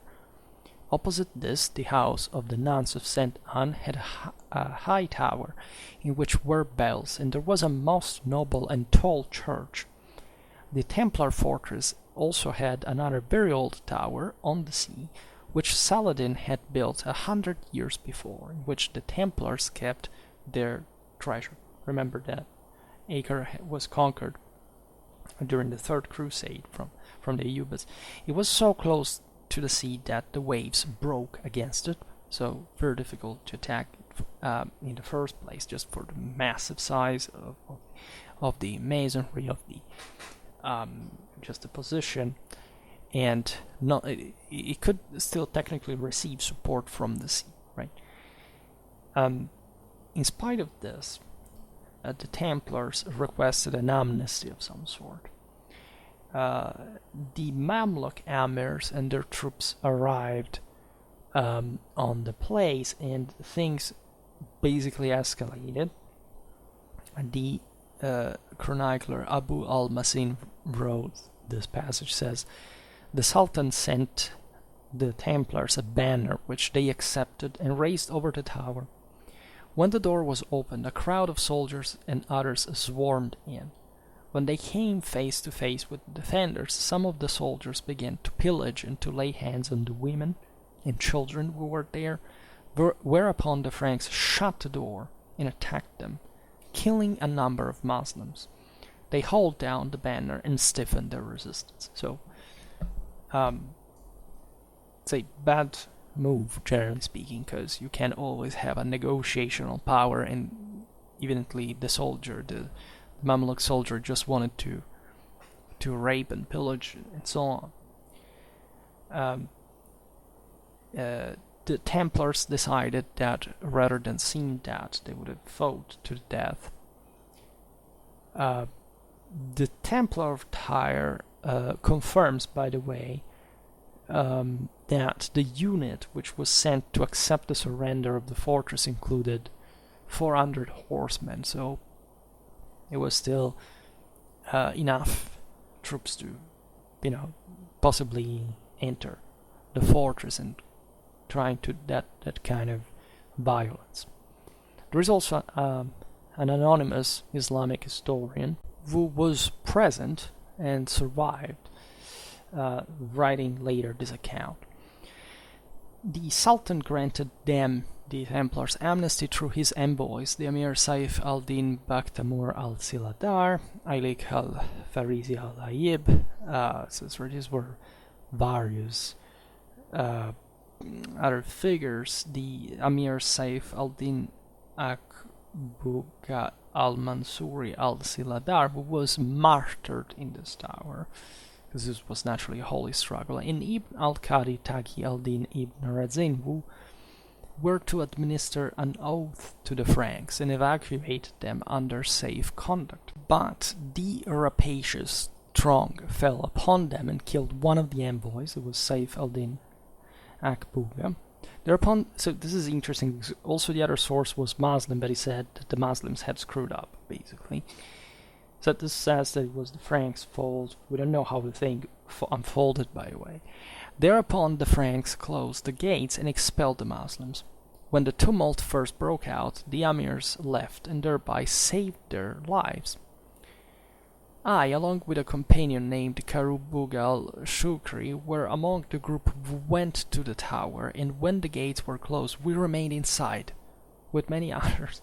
This is interesting. The Franks killed many people, and then came to the place where a small number, including my companions and me, had taken refuge. We fought them for an hour, and most of our number, including my comrade, were killed. But I escaped with a group of 10 persons who fled from them. Being outnumbered, we hurled ourselves into the sea. Some died, some were crippled, and some of us were spared for a time. This is interesting because the water there is just not very deep, so they may have smashed somewhere on a rock or just, better than being massacred inside. This is kind of interesting. So it's at this point likely that the massacre of Islamic prisoners took place, because the Templars had probably hoped to negotiate, because otherwise why even this resistance, given the Muslims who were inside, right? But when they saw that at least the negotiation failed anyway, and so that even not the Sultan cared after all, because it was an imposing citadel. Just you can't easily escape from it, even with a sea, with a ship, right? It's very complicated to pass through that. You're going to be under the enemy fire by a degree. The Mamluks had secured all positions. It was dangerous to stay there, right? The thing went out of hand. The Templars, because of this incident or not, decided to kill the prisoners. The Mamluks blamed the Templars. Naturally, the Templars, saw that from a necessity perspective, at least under the circumstances. Now, on May the 25th or the 26th, so the Templars were still in the citadel. The Marshal of the Templars, remember the Grand Master died, the Marshal was Peter de Sevres, sent the Order's treasury some non-combatants to Cyprus in ships that had returned to Acre. So it was feasible to pass someone through there, to pass some of the goods, etc. It's probably at this point that Otton, the grandson, left, right, if we reconstruct it accurately. And he was accused even of having fled with a Templar's treasure, but it was not true. The Pope eventually, helped the same Otto, the grandson, for liberate himself from these problems. And the Mamluks eventually were looking at this and realizing that the Templars could gradually slip away. and or that, however, there was something to avenge there in the first place, it was important to capture them. So on May the 28th, the Sultan offered new terms, as before. The Marshal of the Templars came out to discuss this and were immediately killed for the killing of the aforementioned Saif al-Din Akbuka and the prisoners. As a response, the Templars threw off the tower 5 Muslim prisoners that were still alive, killing them. One survived, by the way, in spite of all. And the Mamluk miners, by this point, had beginning to probably mine the entire Templar fortification. So it was evident, as I was saying before, that it was a race against time, and that it was pretty complicated even just to evacuate all the Templars from there before the Mamluks could essentially could enter. And parts of the fortifications, especially the ones from the side of the land, crumbled, right? And at that point, the Mamluk soldiers stormed the breach. Basically, everybody who was found there, remember, it was full of people, right, were killed. Except women and children that were just taken captive. And according to an Islamic source, what happened is that while the Muslims had entered and the Franks were looking from above this, the damage caused to the structure brought to the tower to collapse, there were people on top of that, and the looters inside were killed by that as well, right? And there was a fierce last stand, right, a really brutal one, that took place inside the structure, which, reminded definitely in Christian Europe of the Nibelungen lead final at the court of Attila, right, with the hall on fire, crumbling, and the knights fighting to the last, right, drinking each other's blood, right. So this was kind of an exalting view, considering that the 13th century was exactly the one we have the first documentable manuscripts of the Nibelungen lead, and all these French, German, English Crusaders and beyond were all obsessed with this literature, or they just remember it in the sagas, in the stories, in their past, that we can't be in the head of a 13th century knight. But that last stand was in the total chaos, exactly the moment in which the power of wisdom could be evoked the most, and if tamed, could have brought to heaven, right? So this was an heroic finale in which the epopee of the Crusades died, right, in rubbles, in flames, in blood especially, and taking lots of enemies also with them during it. There is all a series of histories that tell us more or less how many losses could have happened. There is a source from, this was probably an Italian traveler who was in Mosul at that time, and he had,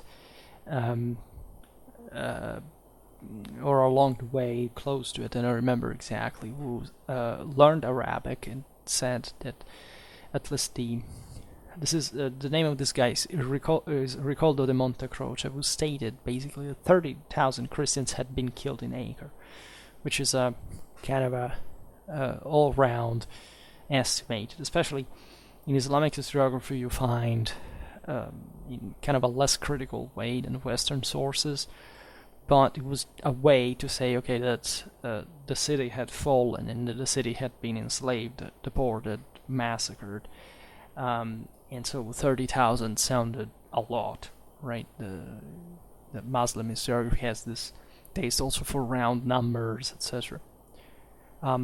There is also the witness of a clergyman who had been taken captive as a slave. And he remembers that 30 preaching friars of his own Dominican order in Acre who had refused to flee and they had preferred to trust in God, and who had been joined, by the way, by a large number of Franciscans as well, were all slaughtered while saying the Mass. He doesn't say how he was spared, right? But this would and could happen, which is likely true, right? There are other stories, of course, about the ferocity of the Muslims. Some are fictitious. There is a later 14th century story that says that the nuns of Acre would take off their nose, so to be ugly, not to attract the Muslim soldiers who wanted to rape them, but this is probably just...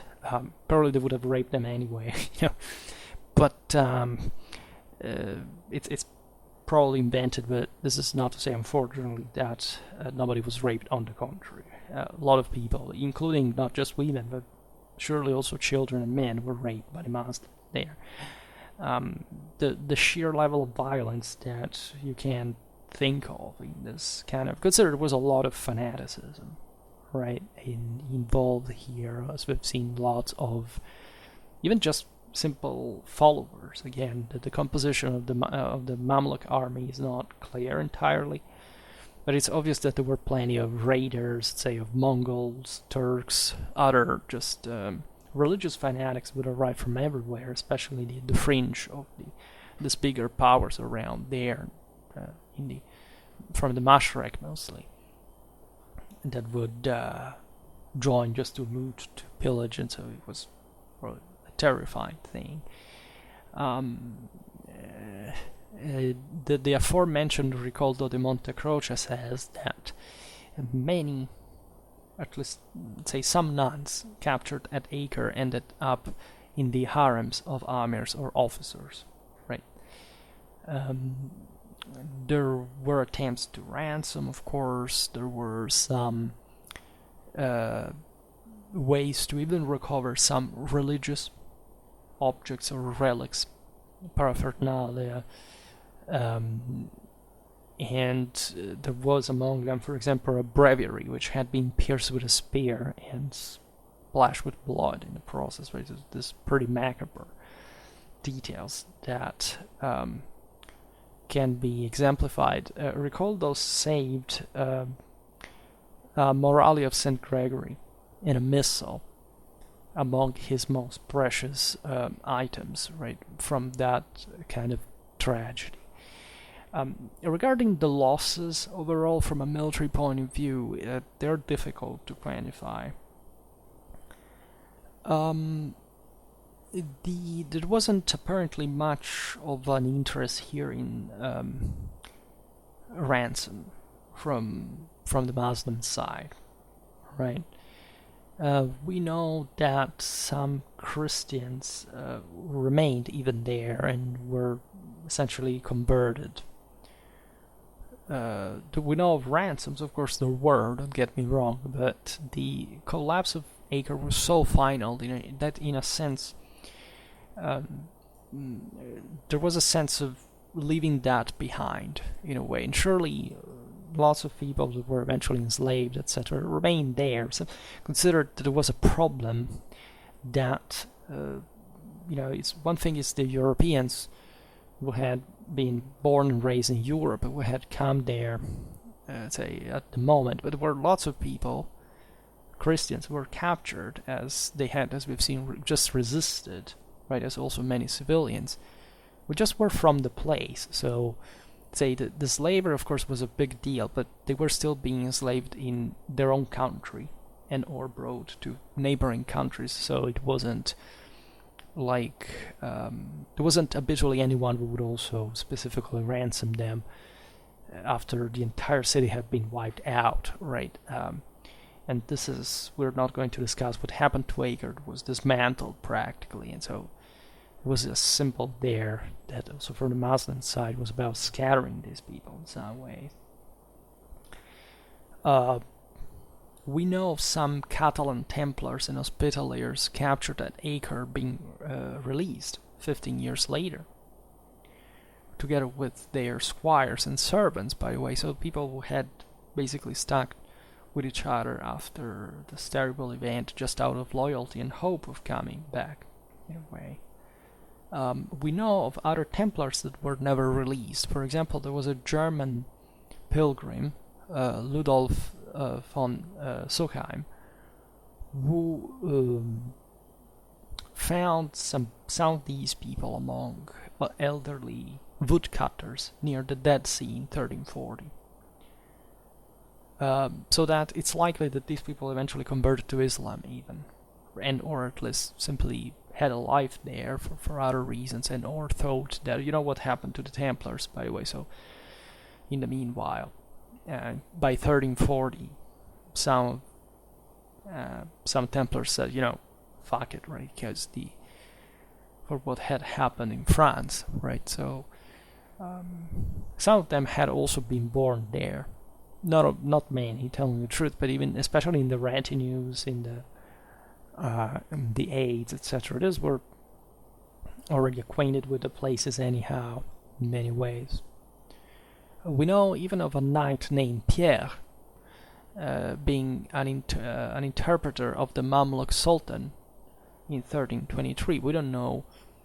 I think, yes, he was actually from the military orders, from the captives of Acre, right? So they had different chances. I mean, the same Sultan was evidently interested in these people by degree.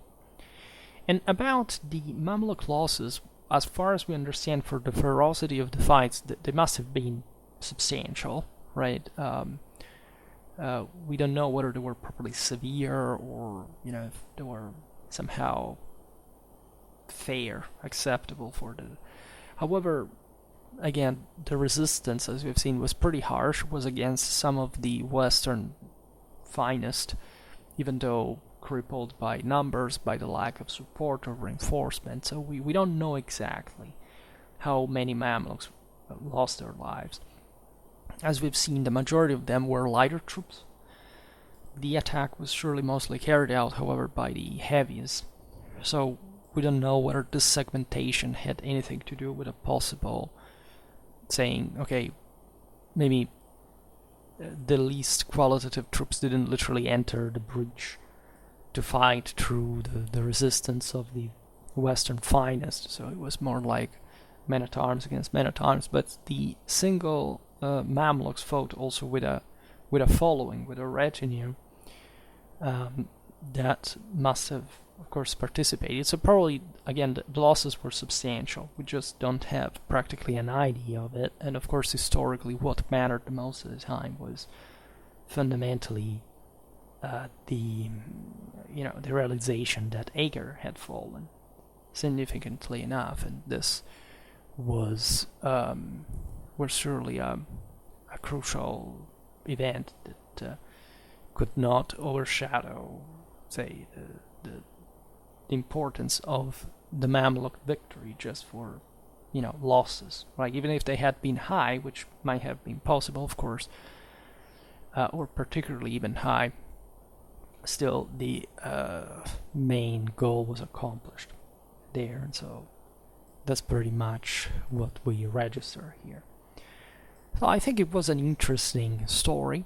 I think it's also relatively standard as far as the tactics involved, the technicalities are concerned. It's obvious that, say, military like sieges are somehow very similar with one another, as I was saying at the beginning of the video, and most of what has to be found out there is how we can, of course, reconstruct some specific technicalities about how they operated and so on that maybe we don't find elsewhere. It's a pretty standard type of operation. Or interesting insights there is. Naturally, it was a relatively well documented event for the importance of it, right? So it's kind of obvious given the severity of it. We will hopefully see other sieges. It's not probably going to happen frequently, often, because of the reasons that I explained. Mostly sieges are not are so similar to one another, and generally speaking, there is such a disparity between the forces that we see even for some of the largest here, that you can't quite highlight much of a tactical difference or specific. Like the point normally was given battle exactly to break a siege outside the walls, right? So that's where almost all the great battles were fought, like in the Middle Age, and especially at this time. But this wouldn't go like that because of the reasons that we in part also skipped regarding the lack of support from Europe in general for many other reasons. In turn, we'll see in other videos. For today, I stop it here. I just hope that you enjoyed this video. If you did, please share it. Otherwise, leave a like or subscribe to my channel if you're interested in my upcoming content. As always, I thank you heartily for listening to me. I wish you a nice time and see you next time. Bye.